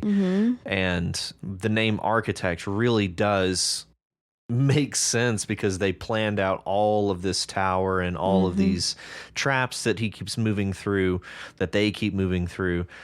It really is a compelling story. It just drives you from start to finish. Like you feel driven to continue on. So yeah. There was one part that confused me, but I'm pretty sure it was a typo. And I see that, Matt, that you highlighted that too. Which is where it says, he saw me at the same time I saw him. It turned tail and ran back up the stairs as he shouted, he's there, get him. I think it was supposed to say I turned tail. Yeah, I was confused because we had it and then he. Well, I was confused because I thought it was like right above that. It says an aspect. He had a name. He saw me at the same time I saw him. It turned tail. I was like, the aspect? Yeah. But I think that was a typo based on what followed, which was that the point of view character was throwing balls of fire behind him. Yeah, to essentially delay them. fleeing. Yeah. Right. So then I was like, okay, that was supposed to say I. But anyway, that's like a very, very minor thing. Yeah, very minor. Yeah, so I'd be curious to know what the point of the capitalized and bolded words, like their role in the story. Yeah. Although that may be broaching on spoilers for the Practical Guide to Evil. Yes. So, if it's not spoilery, I'd be curious to know if that's some sort of original mechanic that you're working on within the story, like a reason why they may be bold, or if that's something that you pulled from that you're borrowing from a Practical Guide to Evil. As I was reading it, I was like, I'm fascinated. Like, why? Yeah. Why are these this way? Because we get trap, we get burn, scheme. Yeah. Burn comes up again. Raise. Raise. And by the way, on raise, it was funny. I'm sorry. This just goes back to my occasionally, like, I occasionally think that I'm some type of like goddess, you know, from time to time. Okay. Good. Go on. No, far be it from me to interrupt a goddess. Right. No, goddess is the wrong word. Sometimes, and I already recognize this and knowing is half the battle, but sometimes I'll be like, oh, I understand everything that's going on and, you know, other people don't or something. I know it sounds really messed up. It is messed up, but guess what? I admit to it and I make fun of myself for it. It's funny. Okay. Actually, a lot of times. But in this case, I thought that Ace, when it says no, it begins now, I replied. I alone designed this tower and this ritual. I built it. If I must, I'll raise it alone too. I thought that you misspelled the word raise. And what you meant to say was R-A-Z-E. Because I thought you were making a juxtaposition there. Okay. Like I built it, I can raise it. Yeah. You know? Yeah. But then I kept reading. I was like, no, it goes up into the air and it flies around. Then again, as I always do, I was like, LOL, self, you're hysterical. You think you know thing. But it's actually really funny. It's it's a running joke that I have with myself. That, of course I know what's going on. And then when it turns out you had no idea the whole time, It's like, and joke's on me. That's funny. Right. Joke's on me. It happens all the time. And I'll be so convinced that I'm right about it, but I will still know at the same time that probably joke's on me. And it is. Yeah. Anyway. So yeah. Yeah. I'm so glad that you mentioned that. Mm-hmm. I did not know that those were spelled differently. Really? I thought to raise something was spelled the exact same way. I've only ever heard it. I've never seen it written out anywhere. Okay, cool. I'm glad that we could all learn from that today. At least me. Yeah. Yeah. Hey, we're all learning things today. That's cool. Yeah. Oh man, thank you for that. Yeah. Wait, what? For raise and raise. Yeah. Mm-hmm. I had no idea that R-A-Z-E was a word. I thought it was just another, definition in Merriam's for the R-A-I-S-E spelling of the word raise. Mm-hmm. It's like razor. A razor chops things off. There it is. Mm-hmm. There's the root of it. Yep. Lovely. Wonderful. Yeah. Well, actually, the root is raise, and razor is the derivative. But yeah, totally. Very cool. You know what's cool? I was just thinking is that it's cool that, well, sometimes I'm like, why don't I know the things that Matt knows? But then I'm like, well, we both come to this with our own knowledge, sphere of knowledge. So some may say baggage. Right, baggage. So it's cool that we don't know the same things because we're like bringing different takes to the table, Yeah. Yeah. Yeah. Mine are more like, no, I'm not going to self-efface. That's fine. Self-efface? Really? Go ahead. I want to hear you self-efface. I generally think that my opinions just come from like somebody who's a casual reader. Like I'm not somebody who like goes out of my way to read something that's complicated because I feel like I need to conquer something. I only read something for the sake of being entertained by it generally. And if I'm unable to be entertained by a piece of writing, I'm just as likely to be like, nah, I'm not gonna read that. Okay. And I just give it up. Whereas I feel like you have read so much that if you're entertained by something, then awesome. If not, you're still gonna read it just so that you can capture that. So you can glean that information. So I can scavenge it. Yes. You're right. I'm kind of a masochist. But even, I don't know. I feel like I am kind of growing as a reader, though. Oh, yeah, I think you're a great reader. But I mean, in that I'll continue to read something even if it's not necessarily pleasing to read, in hopes that I can get some meaning from it. Yeah. Like I'm starting to challenge myself in ways that I never did before. Case in point, House of Leaves. There you go. That was impossible for like the first 3 chapters. Yeah. Like that was so difficult. Yeah. But once I conquered that, the rest of the book was amazing. Yeah. I love that book. I'm enjoying the hell out of that book, honestly. I'm glad. It's hilarious. So we need to have our own conversation about that. Yeah. But Ace of Sword, I don't really have anything else other than what we've said. Yeah. I feel like it was very, very well written. It was well described and very action-packed, Yeah. which is not easy writing. And that's why I was just like, I feel like this would be better. I feel like this would be very gratifying to watch this happening because there's so much action. Oh, a graphic novel. Yeah. This would lend to a graphic novel beautifully. Yeah, totally. Yeah, I could definitely see this in little panes of a comic. Right. Yeah, this is cool. Oh, yeah, that'd be really cool. Yeah. Hey, thanks, Ace of Sword, and good to have you back with us this week. Ace. Welcome back. And next. And last, we have Flames by Mexicum. Mexicum. Come on over, Mexicum. All right, Flames. So, what'd you make of this story? I feel like this is a true story. It is a true story. Yeah, that's what I made of it. I feel like okay, you know what? I have a horrible memory. Everybody knows that. I am like water running through a very dry plant. I don't follow it at all. Like a really dry plant.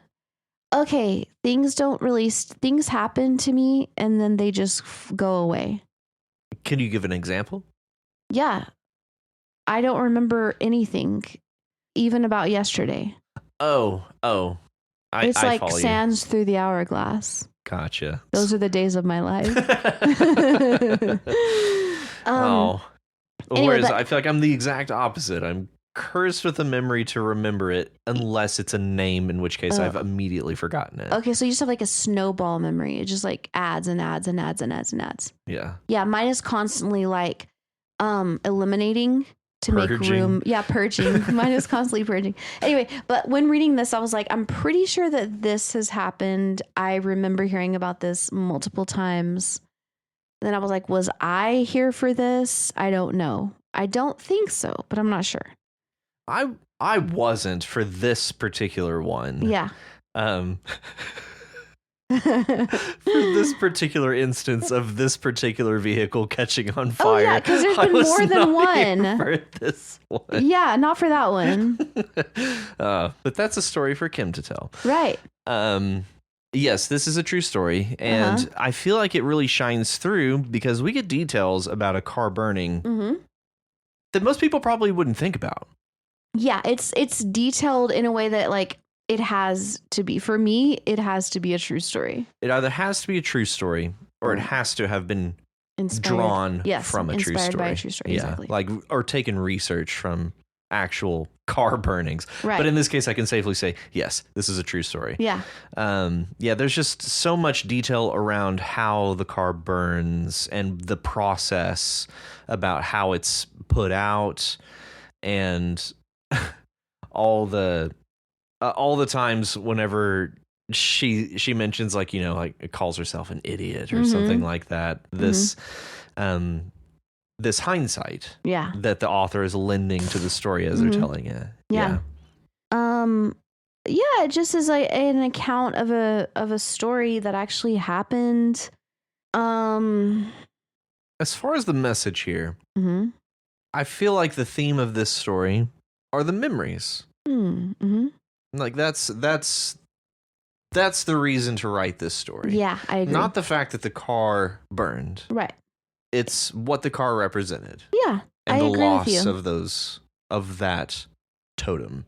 Right, but also I feel like it's a loss of a totem, but gaining this awesome like patch in the patchwork quilt of Kim's life. And it is an awesome patch. It is. Yeah, if I could go back on my high school Letterman jacket and have a flaming car patch, that would be sick. Oh, yeah. Yeah. Because, that makes for a hell of a story. Right. Just, having friends over. It's like, oh, did I tell you that time my car caught fire? Yeah. Yeah, this makes for some excellent memories, as well as just the experience that you gain from something like this. Right. Yeah. But, Kim has done a lot of, like, we kid you not, listeners, Kim is always the smartest person in the room. But she's done a lot of really dumb things. Like the time that, I thought she was going to mention this, but the time that she drove into a city bus, or was it a school bus? And it was the only car on the road, and it wasn't even like a busy time. She just drove straight into the side of a city bus. Yeah. And I was like, Kim, what the hell? She's like, I didn't see it. I was like, what do you mean? A bus. It's a bus. So, that happened. And I would actually say that stupid things have a tendency of happening to Kim. Yeah. I don't understand it. Right. But you're right. She's very, very capable, smart. Yes. And competent, if you will.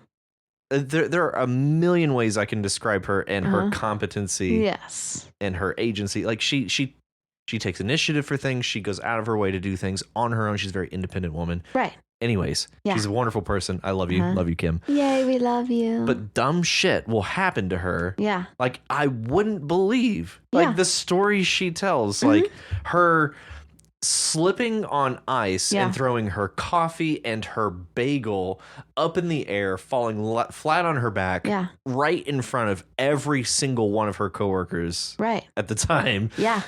It's hilarious. It's hilarious, but it's like just how? I think the reason why it's so baffling with her is because she is so competent and smart that when those types of things happen, you're like, what? Like, whenever I do dumb stuff, it's like, LOL, well, Rachel's a clown, so obviously. Yeah, LOL, of course. Right. Yeah. But when she does it, it just doesn't match with her, like, persona, Yeah. And so it's kind of like stands out even more. It's just like, wait, what? Yeah, I can't make sense of it, but for all intents and purposes, this is just an account of exactly what happened. Yeah. Yeah. Or at least my understanding. I like the description of the firemen jaunted over. No great hurry, as they couldn't see the flames from where they parked. I like the word jaunted. And that reminds me of, have you heard of the cheerleader effect? No. Okay. Funnily enough, my Mongolian friend Starjoy, who has taught me tons about American culture, this is not an American culture thing, but he taught me about the cheerleader effect. I was like, what? This was like a couple of years ago. It's whenever you see a group of girls walk in, let's say like college girls or something, and you're like, oh, that's like hot, sexy, or whatever. Okay. Yeah. But let's say there's like 5 of them. But then you look at each of them individually, and not a single one of them is all that attractive. They're like average. But the fact that they're all together and they're coming in as a group makes you be like, woo, hey, yeah, Interesting. Yeah, it's called the cheerleader effect. And I came up with a name for the male version of that, which is the fireman effect. Yes. That's perfect. I know, because whenever I worked at Starbucks and a group of firemen would come in, or when I'm at the grocery store and there's a group of firemen, I'm like, come over here. Yeah, I'm like, sexy. But then I look at, and I think about every single time, I think about Starjoy and I think about the cheerleader effect. And then I look at each one of them individually. I'm like, would I do that one? No. Would I do that one? No. Would I do that one? No. Would I do that one? No. All of them as a group? Yes. That's the fireman effect. Yeah. Yeah. Fascinating. Yeah. It's like this sort of, it's like the inverse of groupthink. Yes. It's like, not groupthink, but think Think group. Of group, yeah. It's not group think, it's think group. Think group, yeah. It's fascinating. Yes. Because you're exactly right. Yeah. Yeah, it's weird. Yeah, it's so weird. Like, now that we've talked about it, you're probably going to start noticing it. I hope you do. Yeah, for all the groups of cheerleaders and firemen that I see. Whatever. Any type of... It doesn't just have to be cheerleaders and firemen, but Yeah, fair enough. Mm-hmm. Yeah, that's genuinely fascinating. Yeah. And I feel like that's only something that you could get from a perspective of a quote unquote outsider. Mm-hmm. Like somebody coming in and being like, that's weird. Yeah. Why would people do that? Mm-hmm. I don't know. That just seems like a fascinating observation of an unusual perspective. Okay. I don't know. Yeah. Does that make sense at all? No. Okay. It just seems like something Starjoy may have noticed because I don't know. Would you consider that something in Mongolia as well? Or is that is this just a human-centric thing? No, it's a human thing. Okay. He read about this. He saw this on something like the Jimmy Fallon show or something like that. Okay. Is where he learned about the cheerleader effect. Okay. You know? Okay. Or John Oliver or something. I don't even know. Genuinely, that is very fascinating. It is, because right? it is true. Yeah. Weird. Mm-hmm. Very cool. Yep. Kim, I have to be honest. This is some engaging writing. Mm-hmm. Like I enjoyed this story, not just for the fact that I know it's a true story, Yeah. but I do feel like you're leaning towards a theme here, Mm-hmm. and that theme is this loss of these memories of this vehicle And the gaining of an even greater memory Yes. of the fire of the vehicle. Correct. Yeah. Yeah. It's a sort of phoenix all its own. Yeah, absolutely. Yeah. I do think this is a cool story with some cool themes and cool ideas, especially just the personality of the author is just shining through. Totally. Which I, of course, love this personality. So much. So much. The personality of the main character, I realized this is Kim's personality, but it made me it reminded me of the main character in one of my favorite book series, which is Charlie Daniels and the Grave series or whatever. I don't know. Okay. Anyway, it reminded me so much of that character. I'm like, this is like the same person. So, Kim, you should read that series. Yeah. Yeah. Yeah. Mm-hmm. Oh man. We're running so long. Kim, thank you. Thank you, Kim. Thank you. This is lovely. Yeah. She's going to be our producer. She is. She's going to start her own podcast studio, and we're just going to get folded into that. Right. We're going to fold in. Yeah, we're talking with executive producers and co-executive producers at the moment, and we are drawing up the plans and the paperwork, contracts. Yeah. Getting our lawyers to talk. Right. Kim is going to be the person who kind of giggles sometimes, and we refer to occasionally like, "Isn't that right, Kim?" And she's going to have this like muffled voice. And then we're going to be like, oh, she said blah, blah, blah. Yeah. Or she's actually going to be our fact checker rather than us sitting here looking up words. We're going to be like, hey, Kim, look this up. Yeah. And then she'll come back and she could just lie to us and we'll believe her. Right. Yeah. That would be really helpful, actually. Yeah. But anyway, that is all of our stories for this week. Thank you, Krem. Thank you, Krim. Thank you, Walker by Faith, for being selected here today, as well as the Prismatics 19, Nick to you, Steve Living Room, Richie Posier, Ace of Sword, and Mexican. Thank you, everybody. I felt like this was a good crop of stories here. Such a good crop. This was a lot of fun to read. I enjoyed this a lot. Loved it. And next is episode 26. And the prompt for episode 26 is an image prompt. So if you would like to ride along with us next week, head on over to our subreddit and check out episode 26, where there's a link to that image. And it's a lovely, lovely image. It's a really lovely image. I really like it. It feels very romantic. Yeah. Yeah. In a classical sense. In a French sense. Yeah. Yeah. And the words to accompany this image prompt are elegant, bullet, album, software, and housewife. Wow. Okay, elegant. What you got? Elegant. Okay, you know what? This is a really good word. Mhm. I really like this word. So, this is an adjective traditionally. Yeah. It could be used as a nominal adjective.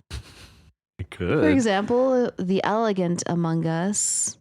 Oh. Blar, blar, blar, blar, blar. Lovely. Okay, I really like this word, and it's one that I pull out when I'm trying to describe like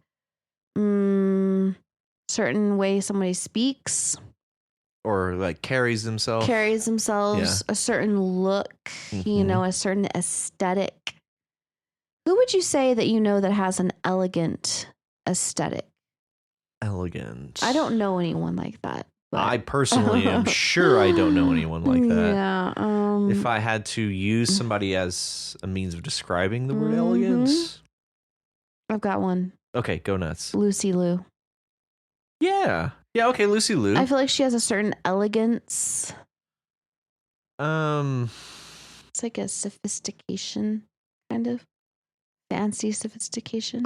Maybe Natalie Portman Yeah.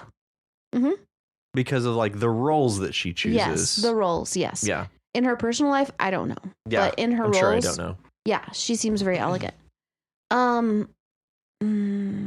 Yeah, Yeah, elegant. elegant. I would imagine you could apply it to royalty pretty easily. Yeah. It has an elegance about them. Yeah. Right. I would say like it's kind of like formal, kind of fancy, sophisticated, elegant, Elegant. elegant, Elephant. element. Elongate. Okay. I got works. nothing. That Okay, works. and next is bullet. Bullet.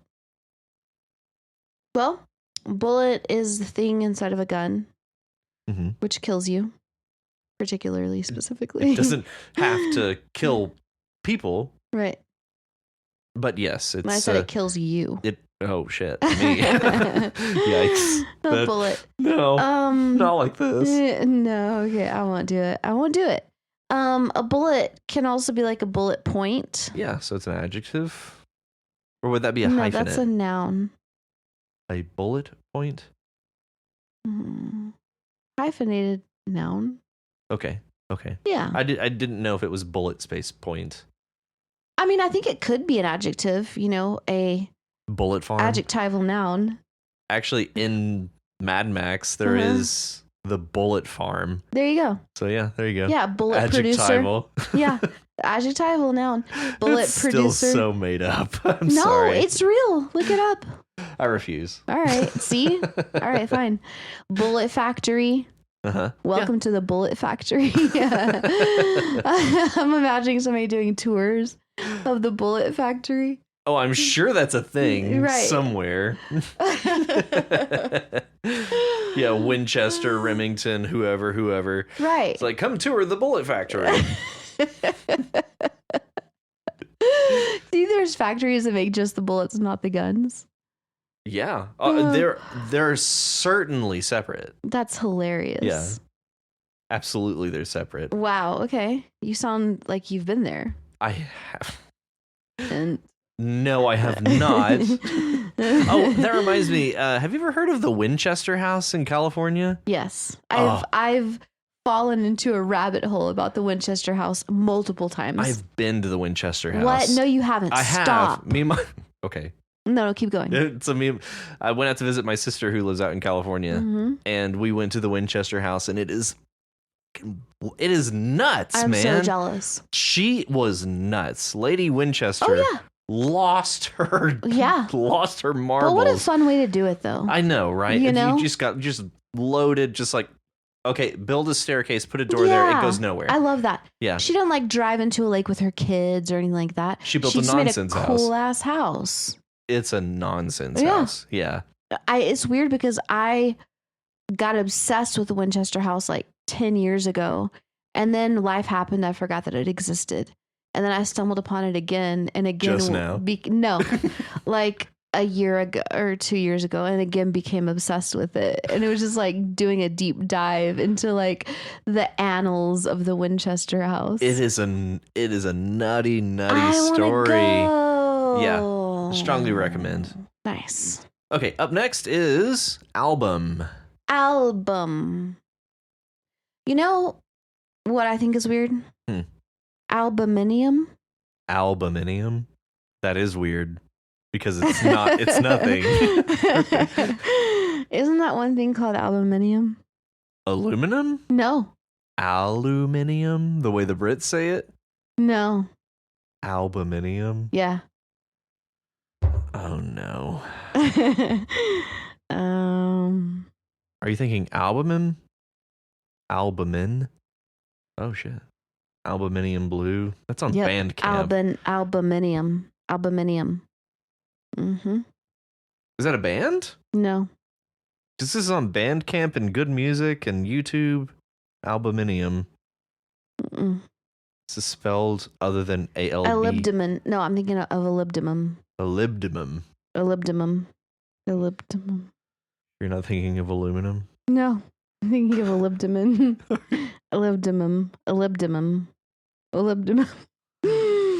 Molybdenum. Because I typed in molybdenum and it came back with aluminum. No. Molybdenum. What is happening? I loved him. Beep beep doo doo. I loved him. Beep beep beep. I loved him. Beep beep doo doo beep beep beep beep. I loved him. Album. Album is specifically a noun, and it's the musical compilation which musicians produce. Yeah. Also, there are photo albums. Oh, yeah. Shit, you're right. Are there any other kind of albums? There's music albums and there's photo albums. What other kind are there? That's the only two I can think of. Me too. Weird. Album types. Bootleg album. Okay, Google AI. You know nothing. Right. Yeah, I think music and photo albums are the most common. You could break down music albums into like a concert album, a studio album, things like that. But yeah, music and photo album. Right. Okay. And yeah, I think that's it, right? Yeah. For album? No, yeah, totally. Software, that's very specific. Very specific. It's the item which is on your computer and it's not physical. Actually, yeah, that's a pretty succinct definition for it. Thank you. Yeah. Yeah, so software would include things like Photoshop is software. Microsoft Word is software. How about Adobe? Adobe Good makes old Adobe. Photoshop, which is software. But yeah, Okay. yeah, Adobe would be a software creator, manufacturer, retailer. Okay. One of those things. Sure. But yeah, software is separate from things like firmware and hardware. Does that even exist anymore? Oh yeah. Like a floppy disk?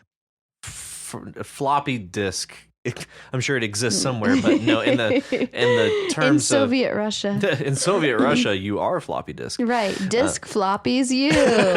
But yeah, the other definitions, software, firmware, are. I think the difference is semantic at this point. So hardware is not a thing anymore. Hardware is 1,000,000% a thing. Oh. The microphone you're speaking into is hardware. This mount is a hardware. This machine is hardware. Hardware is the hard physical parts of what you run the wear on. Right. Yeah. Mm-hmm. Yeah, hardware. Mm-hmm.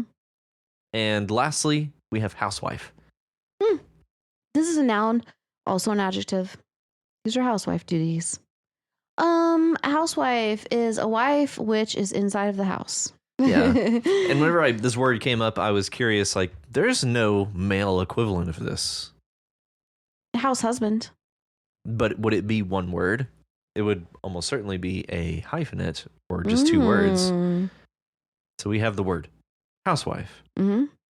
Yeah. So, I mean, it's like a trad wife, right? Yeah. Yeah, it's a trad wife. Yeah. These days, I think we would call these days, no, not necessarily. Because Because a trad wife entails more than that. She's making her own butter and shit like that. How do you spell that? Trad wife? Yeah. TRADWIFE. Yeah, basically is triad wife, but by the most basic of definitions. Yeah, but I mean, Yeah. a trad wife would be more extreme. Like she's milking cows and stuff. She's making the kids' clothing from scratch. She's doing everything she can to please her husband. That's a kind of a trad wife thing. Yeah, this specifically calls out 1950s era American culture, Christian religious values, conservative politics, choice feminism, and neo-paganism. Fascinating. Neo-paganism, interesting. Yeah, this Wikipedia article is wife. Weird. Yeah. Housewife, it is I'm going to research that. That seems like... Trad wife? Yeah, trad wife. It is so interesting. You will have so much fun reading about that. And watching TikToks of trad wives. Don't have TikTok. Instagrams. Okay. Of trad wives. Okay. Reddits. I don't know. No, it's so interesting, and I feel like trad wife. Well, trad wife definitely has a connotation of that you're doing it by choice, and that you're like, I'm embracing this, role. Basically, these like traditional gender roles. Whereas housewife isn't necessarily, it can be something you do by choice, but it can also be something that you have to do. Yeah. It doesn't necessarily include the connotation of you are, making like gourmet items for your husband every night. Whereas trad wife does include that, I think. Gotcha. To beat a metaphor to death, a trad wife is to housewife what a square is to a rectangle. Oh, wow. Wow. Okay. But a trad wife is a housewife, but a housewife is not trad wife, not necessarily. Okay. All right. Or could we say trad wife is a housewife as square is to parallelogram? Well, a square is a rectangle, but a rectangle is not necessarily a square. Cool. Sorry to bring geometry into the... Yeah, fuck that. Sorry. That. Okay. If you want to be like these wonderful writers and submit your story to You Write, head on over to our subreddit at reddit.com/r/YouWritePod. If you're unable to submit a story this week, we will be sad, but that's fine. Yeah. You can help out. Wait, go ahead. We'll be okay. You can help out. We'll be okay. You can help out by reading and commenting on other people's stories. Each time you submit, I'm waiting for it to load. Oh no. Where is it? Look. I can't do it. Look. Each time you submit a story to the See, it's not easy. You're right. This is hard. Each time you post a story or leave a comment on someone else's submission, you increase your chances of having your story read on the podcast. You can also reach us at yourightpod@gmail.com. And if you like our show and want to help support us, maybe buy us a coffee. Mm-hmm. Maybe buy us a beer. Mm-hmm. I don't know. A brewski. But it's over at Patreon at patreon.com/YouWrite. A code one. Yeah. If you are unable to donate, that is fine. You can help us by sharing the podcast with other writers and non-writers alike. And if you haven't already, be sure to subscribe to the podcast so you know as soon as new episodes are available. Also, be sure to leave us a rating and review in your podcatcher of choice. Yes, please leave us a rating and a review. Like, call to action. Leave us a review. Leave us a review. A rating. Ratings help too, but yeah, that actually really does help. So please go leave us a review. We will be reading a review on the show eventually, so please leave us one to read. If for no other reason to be read on the podcast, just know that really actually does help us. Right. And remember, join us next week on You Write, a podcast where you write. Silver and gold. Silver and gold. Do you not know that song? See y'all next week. Listen. Everyone wishes for silver and gold. How do you measure its worth? Just by the pleasure it gives here on earth. Silver and gold.